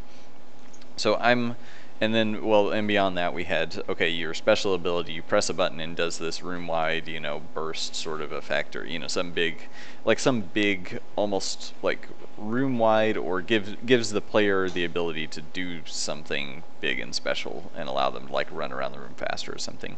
But I keep kind of second-guessing that approach, and thinking more about, like, well, how Borderlands does it, how Diablo does stuff like, those kinds of spells and things, and I would kind of like to give players the option of maybe 1 or 2 or 3 different special abilities, and we had talked about actually tying that to your primary weapon somehow. So like, if the rogue can use swords and knives as her primary, then swords do one thing and knives do another. But then, I've like, again, it's kind of like we haven't, since we're still working on the effect system, which is necessary for special abilities, it hasn't really gotten much love. So I guess I'm kind of wondering what everyone's opinion is of that, and like, basically if we compare special abilities to other games, the question is like, is a special ability something you fire once and like big room wide thing, you can't use it again for like another 10 minutes or more, or something like that? Or is it more like you can fire it a few times? It's to what degree does it drain your special meter, and how kind of important is it? And Borderlands is somewhere in between. Like, you can use your special ability once every probably about minute or so. It's a minute. The cooldown is a minute. Yeah. Or I think it's actually 2 minutes. Yeah, it's a minute or two. But you can, your abilities. I'm playing Krieg, the Blood bandit Knight. dude right now. I guess I don't actually remember his class suddenly, if it's bandit or something else, but I'm pretty sure it's Psycho. Yeah. So anyway, and I actually like him more than I thought I would, and he you would probably like him because he has a lot of things where you get one benefit but at the detriment of something else. Like there's one thing where you get, I think you absorb HP from like doing damage to enemies, but then it turns on friendly fire. So if you're playing multiplayer, your friends can do half damage to you, that kind of thing. There are a lot of or like you do more damage when your shield is down, but it keeps your shield down longer. So basically it's kind of like it makes you more vulnerable, but while doing more damage. That's how a lot of his trade-offs are. Like, take more damage to give more damage. There's an archetype for that. It's a Blood Knight. That's like okay. an RPG term. Yeah, where it's like you sacrifice from, your health. Is this coming from like Warcraft 3 or something, or no? Is it older sort of thing? Yeah, it predates. Because I know Warcraft. I've heard about this or I don't know where the like term that, originated. That's one thing I would love to do, is like etymology of gaming lingo. I think it'd be a really cool series to do. Mm-hmm. But yeah, I mean, Blood Knight's been around since. I'm Wikipediaing right now. Yeah. Oh, but it's coming up with some novel series or something like that. It might be, but yeah, I mean, a Blood Knight archetype is, it's like, okay, well, I do damage to myself for more damage, and I gain. It's like the more I fight, the stronger I am. But when I'm not in combat, I have all these problems. And Borderlands, I think, is a really good tool and I guess case study on the RPG. The whole series. I mean, again, there are definitely design issues that I had with Borderlands 2, like the RNG is kind of messed up, and the skill trees from 1 to 2 got a lot more empty, which is what we were talking about earlier with empty skill levels. Just Borderlands 1, there was less skills, and they each did something important, and then they increased like the level cap, and they did a lot of stuff for Borderlands 2, where it's like, okay, well, now the game's longer as well, from Borderlands 1 to Borderlands 2. So to it's like, okay, well, we have a longer game, we have more levels, we need to give them more skills. We'll just give them flat bonuses. Just do this, just put this here, just put that here. Yeah, and I think also just increasing the number of playable classes and stuff. Yeah. Like, I mean, at a certain point, you do kind of run out of ideas or development time or whatever. You run out of some game development resource, and you're like, just put some damage bonus in their skill tree. Who cares? Like, at a certain point, I get kind of exhausted by this stuff and want to do something along those lines. Yeah. I mean, I've played the Mechanomancer and the Siren in Borderlands 2. I want to play Krieg. Actually, like I was saying earlier, a couple guys and I have actually started doing almost. I think we're going to be doing a four person playthrough of the pre-sequel, if all things, I guess, go perfectly well, which is great because I haven't played it really at all. Don't mind me, I'm coming up with horrible names for abilities over here. It's fine. Spend gold for ammo. I wrote in loots for shoots. Loot for shoots. I love it. Well, I mean, It's look pretty at mine. bad. False cat's paw, price of admission. Those are pretty I cheesy. mean, well, loots for shoots is just like a dopey rhyming thing. Oh, I love It's it not though. even Well, like. I mean, one of the things that you said was you want to have a little bit of humor, and I really Mhm. think that the skill tree is another way to get some of that humor in. Yeah. I don't know how you feel about like flavor text. I don't Well, know if you play Magic. um, I have not really played Magic, but I know like the Dark Well, Souls games do a lot of storytelling through their item descriptions, which I think is pretty cool. Of course, yeah. we don't have a team of writers. We basically got me, and you and whoever I else would say, volunteers their time if to. you want to, bring me more into the fold, I will be a writer. All right. I think I've said that before, Yeah. but I mean, I'm serious. If you need help, I'm at your disposal. I would love to do writing. Well, let's yeah, I we should discuss more for sure. I think we've talked about it a little bit, and Yeah. at some point we are going to need some more writing help. I think Renee used to do a lot, but now she has a full-time job, so I'm not sure how much time she would have to help us Well, poor delvers out. I don't do anything with my day-to-day life, so filling it with anything meaningful or impactful is a good thing. But what I was going to ask is, Hmm. well, let's talk about these special abilities really quick. Right. Okay.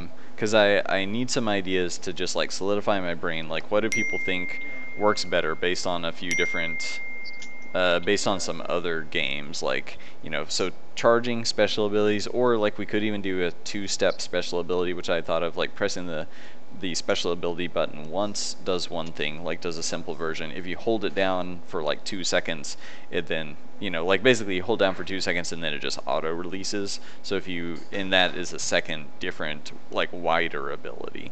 But then, Borderlands manages to be pretty interesting just with the one button that you fire, and it just Yeah. has a long, kind of a long cooldown.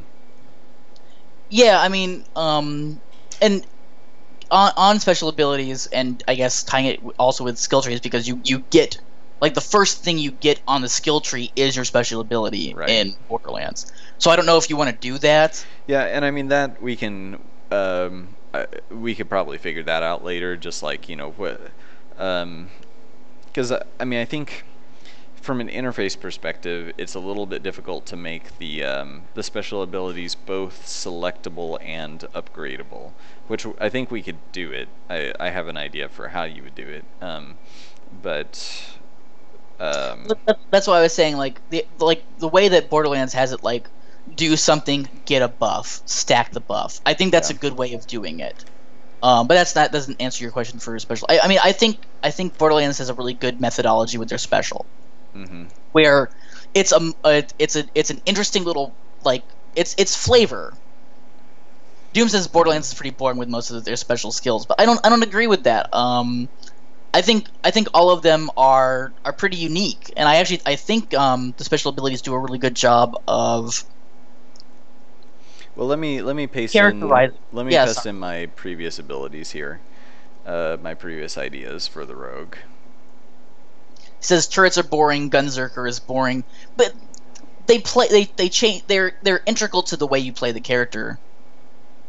Zero's ability is actually really good, Doom. It's just not good in the way that most people want to play the ability. Well, I was really disappointed that Zero's melee kind of sucks unless you upgrade it like a crazy amount, like go through the whole skill tree. Whereas Krieg Yeah. actually does really good melee damage right off the bat. Like I'm kind of playing Yes. him like using melee quite a bit, in conjunction with the special ability, which I was super excited about.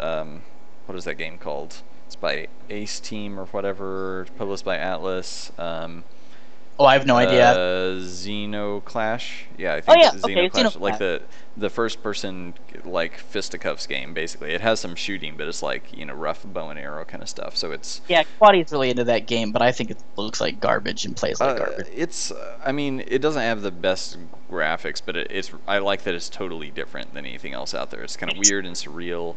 But Yeah, I didn't play it a ton, but I really liked it because I think I just really want to play I really want a good first person kind of brawler, and I was excited about and I'm gonna totally clang the Kickstarter, the realistic sword fighting and all that.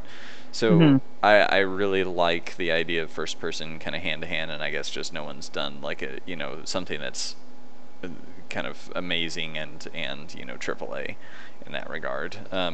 So anyway, what were we talking about? Xenoclash and skill trees and special abilities that the rogue had that you put down. So you have Bribery, Cyclone Clash, and Carrion Crow. Like, so the rogue does bonus damage, and any enemies that are killed drop more health and gold. So yeah, I mean that's kind of an idea that I was having for this, like the skill tree in general. And what I was saying was I actually do like how the special skills are for Borderlands. I mean, I think giving Axton, which is the commando in 2, a turret is kind of lame because that's exactly what Roland had, who's the commando in 1. So I think they could have gone. And I'm never gonna play a sort of commando character anyway. Yeah. Like just yeah. I mean, I'd rather have something a little bit interesting. Well, he was saying that the Gunzerker is boring, and I actually like the Gunzerker's ability, where it's like, okay, you can't dual wield in Borderlands, but now with so the many programmers probably cried about that. Probably, but with the Gunzerker you can. I forget what Krieg's special is, because I have him. I have the DLC for him. I've just never leveled him to level 5. Zero has the hologram that causes people to go after him, but right, you also that get wasn't a massive damage boost. You get a huge damage boost when you go into that mode. Yeah, so what people I really wish you could run around and snipe while invisible. It's like the moment you attack, you become visible again. So yeah. I mean, but I also like to play like a sneaky sniper. So I think it just didn't really cater to kind of what I wanted it to be, or to my typical play style in a way. I mean, it did, but it's like you can only run so far away. So I would love to run, hide, get in a sniping position, but you can't usually run far enough to do that. So you just it's just a momentarily kind of get away, get out of the fire kind of. You still there? Yeah, I'm still here. Okay. Sorry. Man, once I get the new headset, I will be so happy. It's like I'm terrified every time the sound cuts out because I think that the headset's dead. But today it said 8 today, so really hoping that it gets here by 8 today. But I mean, yeah, the thing with sniping in the Borderlands is more of a problem with just how the game is set up, where enemies are inclined to run towards you, and the more you play, the more the damage starts scaling badly with sniper rifles. Like the way I see a sniper rifle is, you should never have to fire a sniper rifle more than 3 times on an enemy. Like, what's the point of what's the point of a sniper rifle if it's not massively damaging? If it's just it just kind of bugs me. And and Doom says the same. Borderlands 2 and sniping have a huge problem. Yeah, it really does. It's well, I think they try to force you to do headshots, but yeah, even still, like against a pretty hefty enemy, like you can do like 10 headshots and they're still standing. Yeah, against badasses. Yeah. But I do like how they added, there are the flamethrower dudes. I forget what they're basically like pyro nomads or whatever. Yeah, If you shoot their tank on their back, it explodes and kills them right away. So stuff like that I think is pretty interesting. I really like the critical weak points of of enemies in Borderlands, which I mean I guess is pretty typical. But it's a very gamey thing for a shooter. Most shooters is like, okay, headshot, that's, they all do that, but having like the spiders where you shoot their thorax or whatever, or abdomen, I guess. Yeah.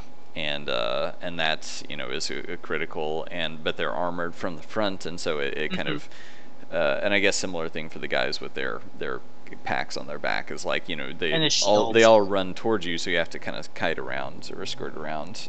Yeah. So.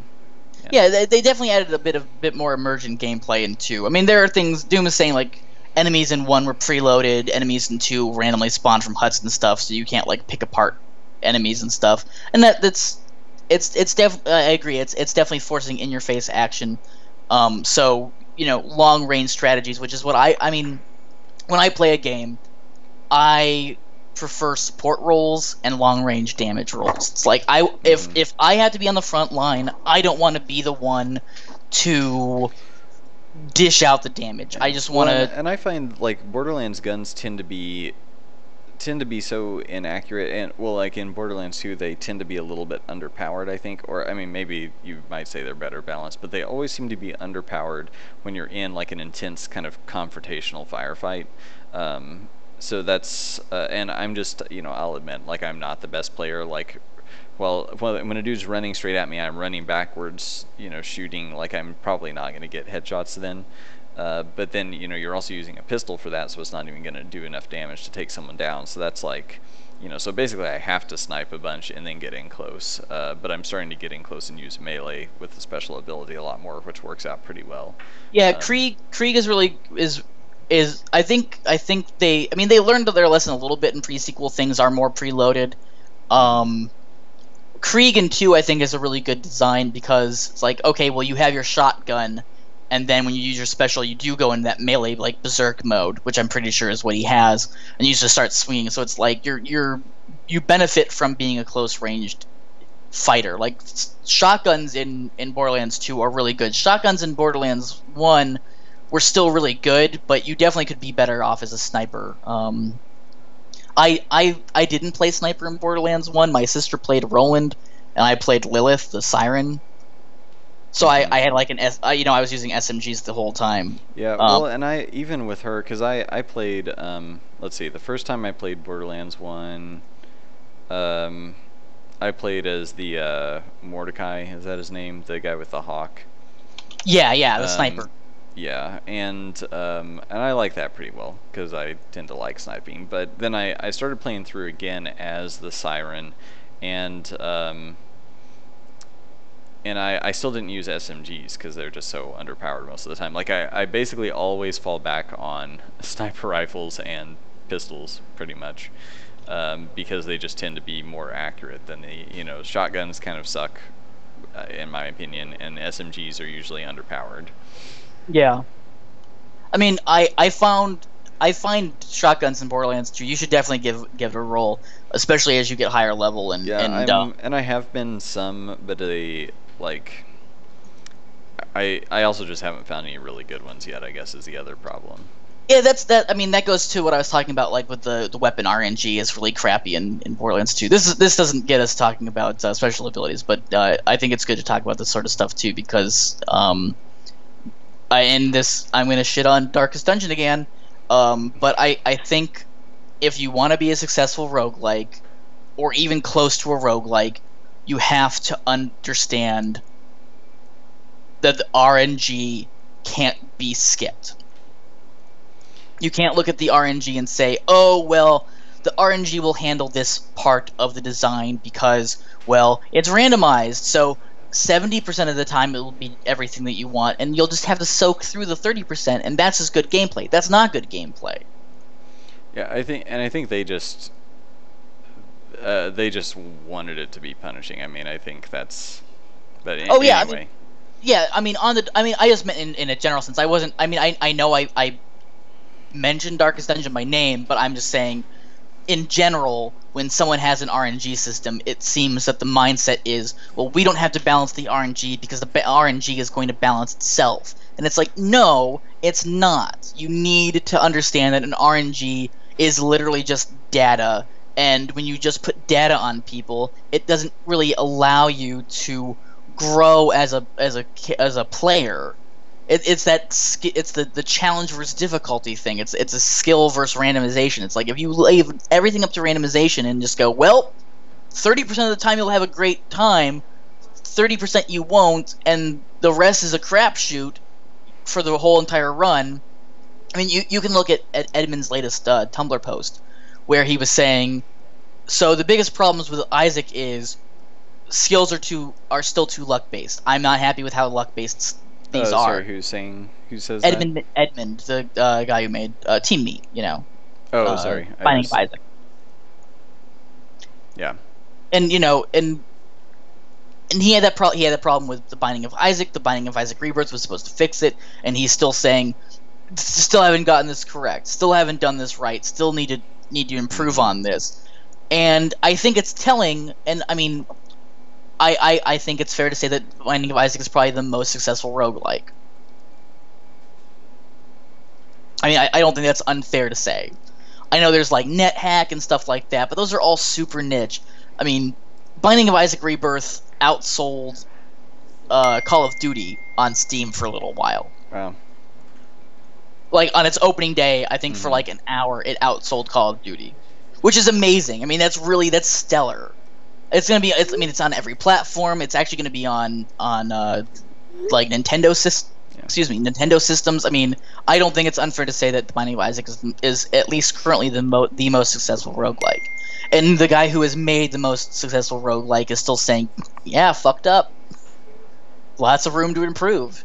Yeah. So, I see a lot of people who make other roguelikes, like the people who do Dungeon Souls, and a bunch of others who are saying, well, you guys don't like the RNG because you're whiny babies. It's like, and just, I mean, and this isn't on Darkest Dungeon. It's on the people who play Darkest Dungeon who are like these elitists, where it's like, well, you guys are just weaklings. You're not true gamers because you're complaining about the RNG. And a real gamer, a real roguelike gamer, will just suck up bad RNG and re-roll. It's like, no, that's not the point of a game. Like, I understand having a bad run in Isaac. That's fine. That's cool. But if 20 runs are bad and then you get a great run, it's just like, you didn't get a good run. The game gave you a good run. Yeah.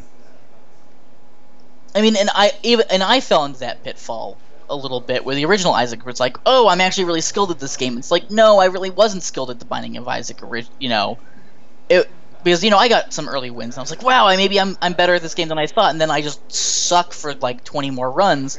It's like, no, I'm not really good at this game. The game just, I lucked out, and I played the RNG lotto, and I lucked into a good run. Yeah. But I think that is part of the addiction to Binding of Isaac, is like Absolutely. the cycle of skill plus the kind of gambling aspect of it. Because you, like, let's say whether you mess up or get, like, you can always blame not blame is maybe the wrong word, but you can always to some degree kind of blame the game for having a bad run, which makes you feel like, oh, the next one might be better, because you can always blame the slot machine for giving you no money rather than blame yourself for being stupid and putting money in the slot machine, right? Mm-hmm. So I think that's how, like, basically, I never realized this completely until recently, is that Binding of Isaac really, Nuclear thrown to a much lesser degree, because it's, the abilities don't really, like, I don't think they impact the gameplay as much as they do in Binding of Isaac, but that's probably up for debate. But it's, there is that, it's exactly why people, go to Vegas or whatever. Like, I think that's the kind of addiction that Binding of Isaac tapped into, that really keeps people playing in a lot of ways. And that's not everyone. I'm sure, like a really good Binding of Isaac player is there for, basically they build up so much skill that it probably doesn't matter what drops they're getting. But I think for the new player or average player, or just the general kind of addictiveness of the game, I think that is key. Right. Well, I mean, I think what Isaac does really well is it starts off difficult, or it starts off challenging. And Doom says the thing about Isaac people love, you just need to have the feeling that you could still beat the game. Mm-hmm. Which, is totally true. Well, I mean, but the thing about Isaac, and you can see this pretty much immediately, you beat the game 10 times in a row, and then the game tells you, oh, the game has gotten harder. Mm-hmm. Like, each time you reach a milestone in the game, and it's usually via skill. I mean, it would take a long time to luck into 10 wins. So as you get better, the game gets more challenging, and I think that's what people keep coming back for. I don't know if they recognize that's the reason they keep coming back to it, but I think it goes back into what you're saying. It's where it's like a slot machine. It's like, will this run be good? Will this run be interesting? Will this run be fun? Oh well, I died, so no, it really was. And sometimes you have really interesting runs and you still die. Mm-hmm. I had a run the other day where I got a bunch of items that like upped my damage a whole bunch, but my range got worse and worse and worse and worse, and it got to a point where just as a player, I wasn't able to conceptualize the low range, and I just kept taking bad damage, and I died. But I still had really fun with the run because it's like I'm killing every enemy that I hit in one hit. But every time I go into a room with all these enemies, I'm like, I'm screwed. So, and Dooms is the best. There could be Brimstone in the next room, so fighting and holding out pays out. I mean, and it's true. A lot of Isaac players will tell you, the longer you play a run, the more likely it is that Isaac will give you a win. And Doom says that your Rubble is sexy. Thank you, Doom. I was trying to make like a maybe she was born with it joke, but using like geological terms. But my mind is like completely gone at this point, so it's not likely to happen. What time did you want to wrap this up, by the way? Oh, probably pretty soon. I guess I've got the fiance calling and asking me if I need food and stuff. So. I definitely need food. I'll definitely be better prepared next week. Just new time slot sorry and all to that. Everyone that things were probably a little chaotic, and I'm sure it was nice to chat with Kobe for a bit, but I'm just kind of burnt out from the week, and also wanted to try the Oculus. So yeah, no problem. I mean, I think the later part of the stream is definitely picked up, so hopefully people will slug through the opening, both of us needing coffee. Yeah, you can just cut those first like 10 or 15 minutes out when you post this. Yeah, I'll find a good point to cut out and go. But maybe we should wrap up, and I don't know if you want to grab a good screen cap. I haven't posted note to remind me to do that. Yeah, I mean, I can just put this Rebel around here, probably. So put the Rogue between the rubble, and I'll call this episode Between a Rock and a Hard Place. Because why not? Let's be goofy. The Rebel is really nice, though. It looks really good. Yeah, I would like to make it look like the walls kind of caved in at certain places. I think one thing that we've always been missing is like the dungeon doesn't feel that much like a real place. Like it feels way more Zelda-y. It's very clean. They're just like. Yeah, I'm thinking about having her kind of stand up here like this. Yeah, it's a little too clean and gridded, and I'm trying to move things away from the grid more and more as we go. Doom reminded me to ask this. Where did you get your burrito from? Oh, it's the brand is like Amy's, like microwave burrito things. Oh, it was a microwave burrito. Gluten free. It's the Alu Mara.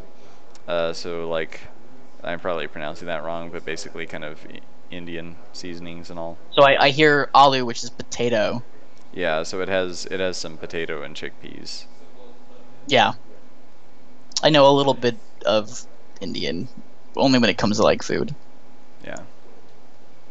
I at least know aloo is potato. As a fan of history and as a fan of food, I think it's really interesting to see like the potato's not native to India.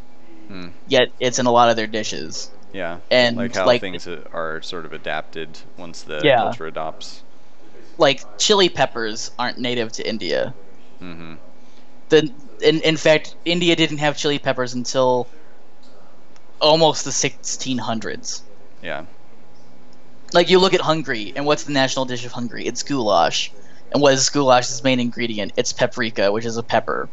But peppers are a New World crop. So the national dish of Hungary didn't exist until the mid to late 1500s. Mm-hmm.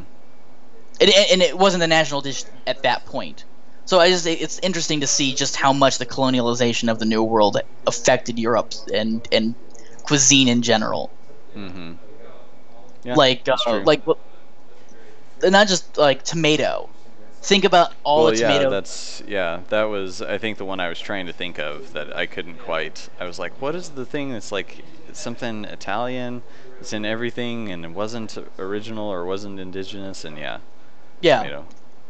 like people are like, oh, well, pizza's Italian. It's like you wouldn't have. I mean, there was pizza before the tomato, obviously, but it's like the modern pizza that wouldn't have existed without the New World.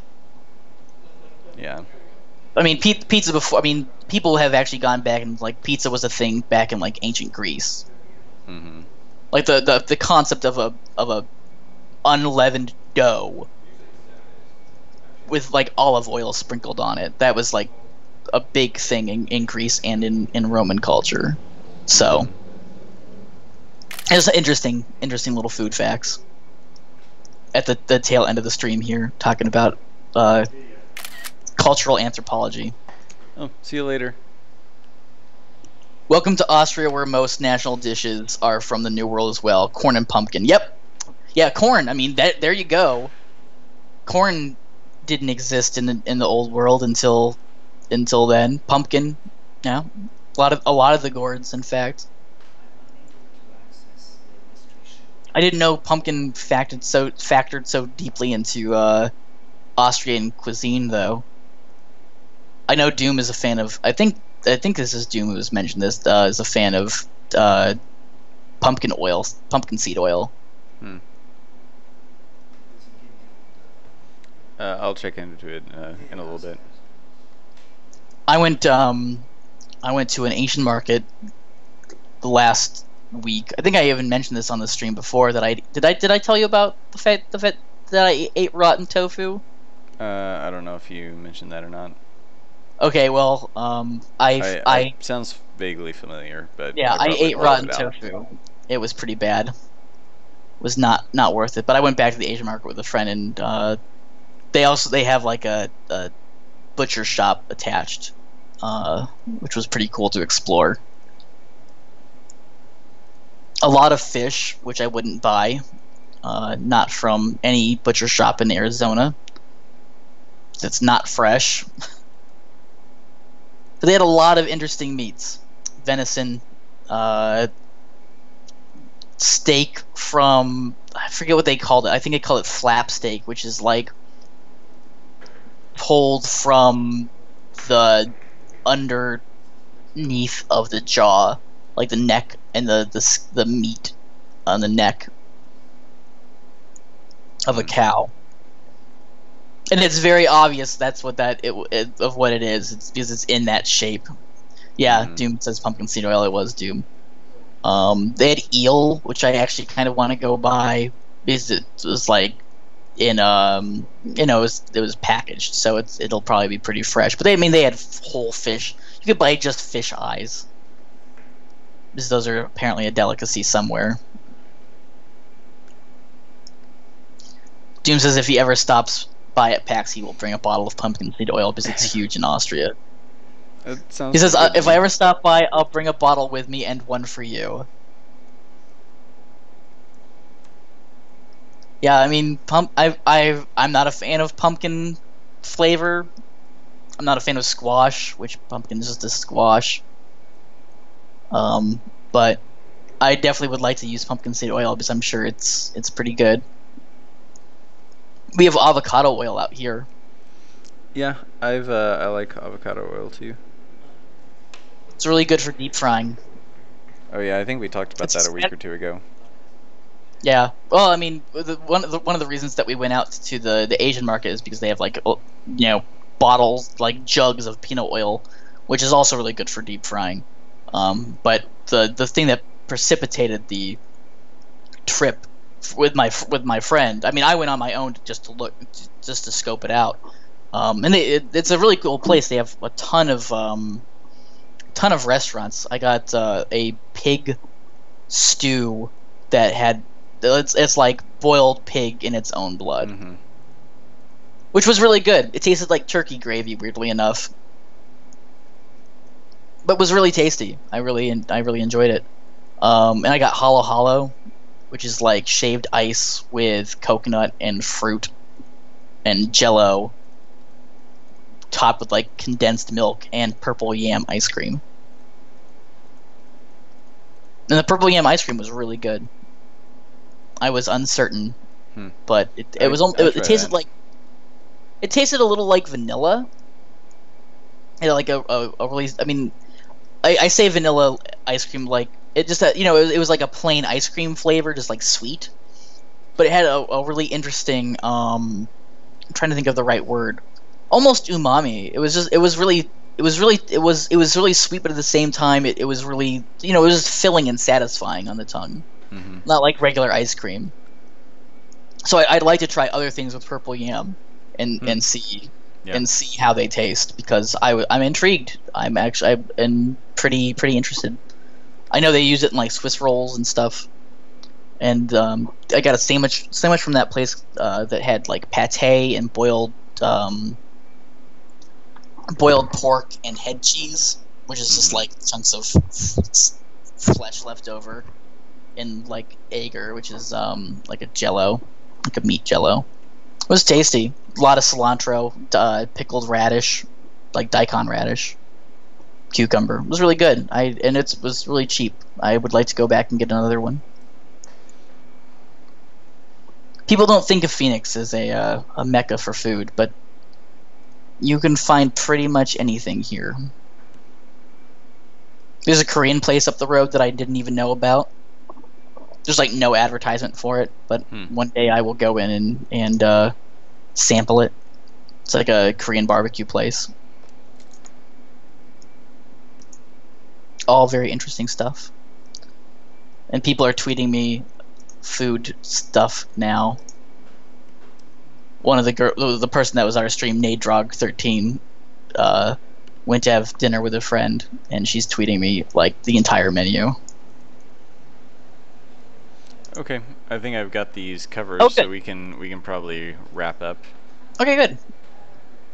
Yeah, because now I'm hungry reading this menu. It's like some weird, I don't even know what this place is, but it's definitely an interesting. Let's see if I can get it. There we go. Awesome.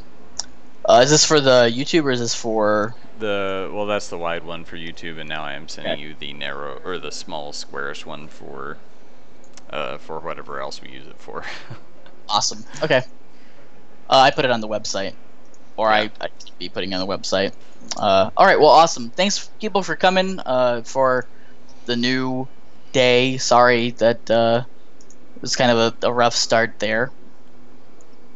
I will be more of a responsible adult next week and not go to bed at 7 o'clock in the morning. Oh, geez. So, rough times. Yeah, my sleep schedule's kind of messed up.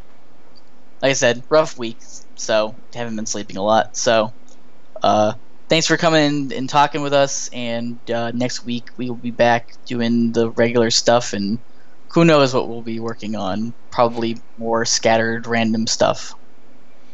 Yep.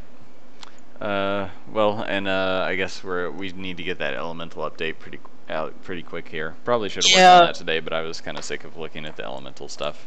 Yeah, I will. I'll just force myself to sit down and finish it. Well, I'll put some work into it too. Okay. Well, I mean, I'd like to be able to give you like a finished product so that you can hammer out every mistake that I make, which is meant. All right. Well, thanks everyone for showing up, and thank you, Visay, Kyle, as always, for streaming, and thank you, Kobe, for letting me make coffee. As often as I feel like we're saying good night, Moon. Like, good night, Visay. Good night, Kobe. Good night, coffee. Good night, Doom. Good night, Doom. Good night, coffee. All right. Well.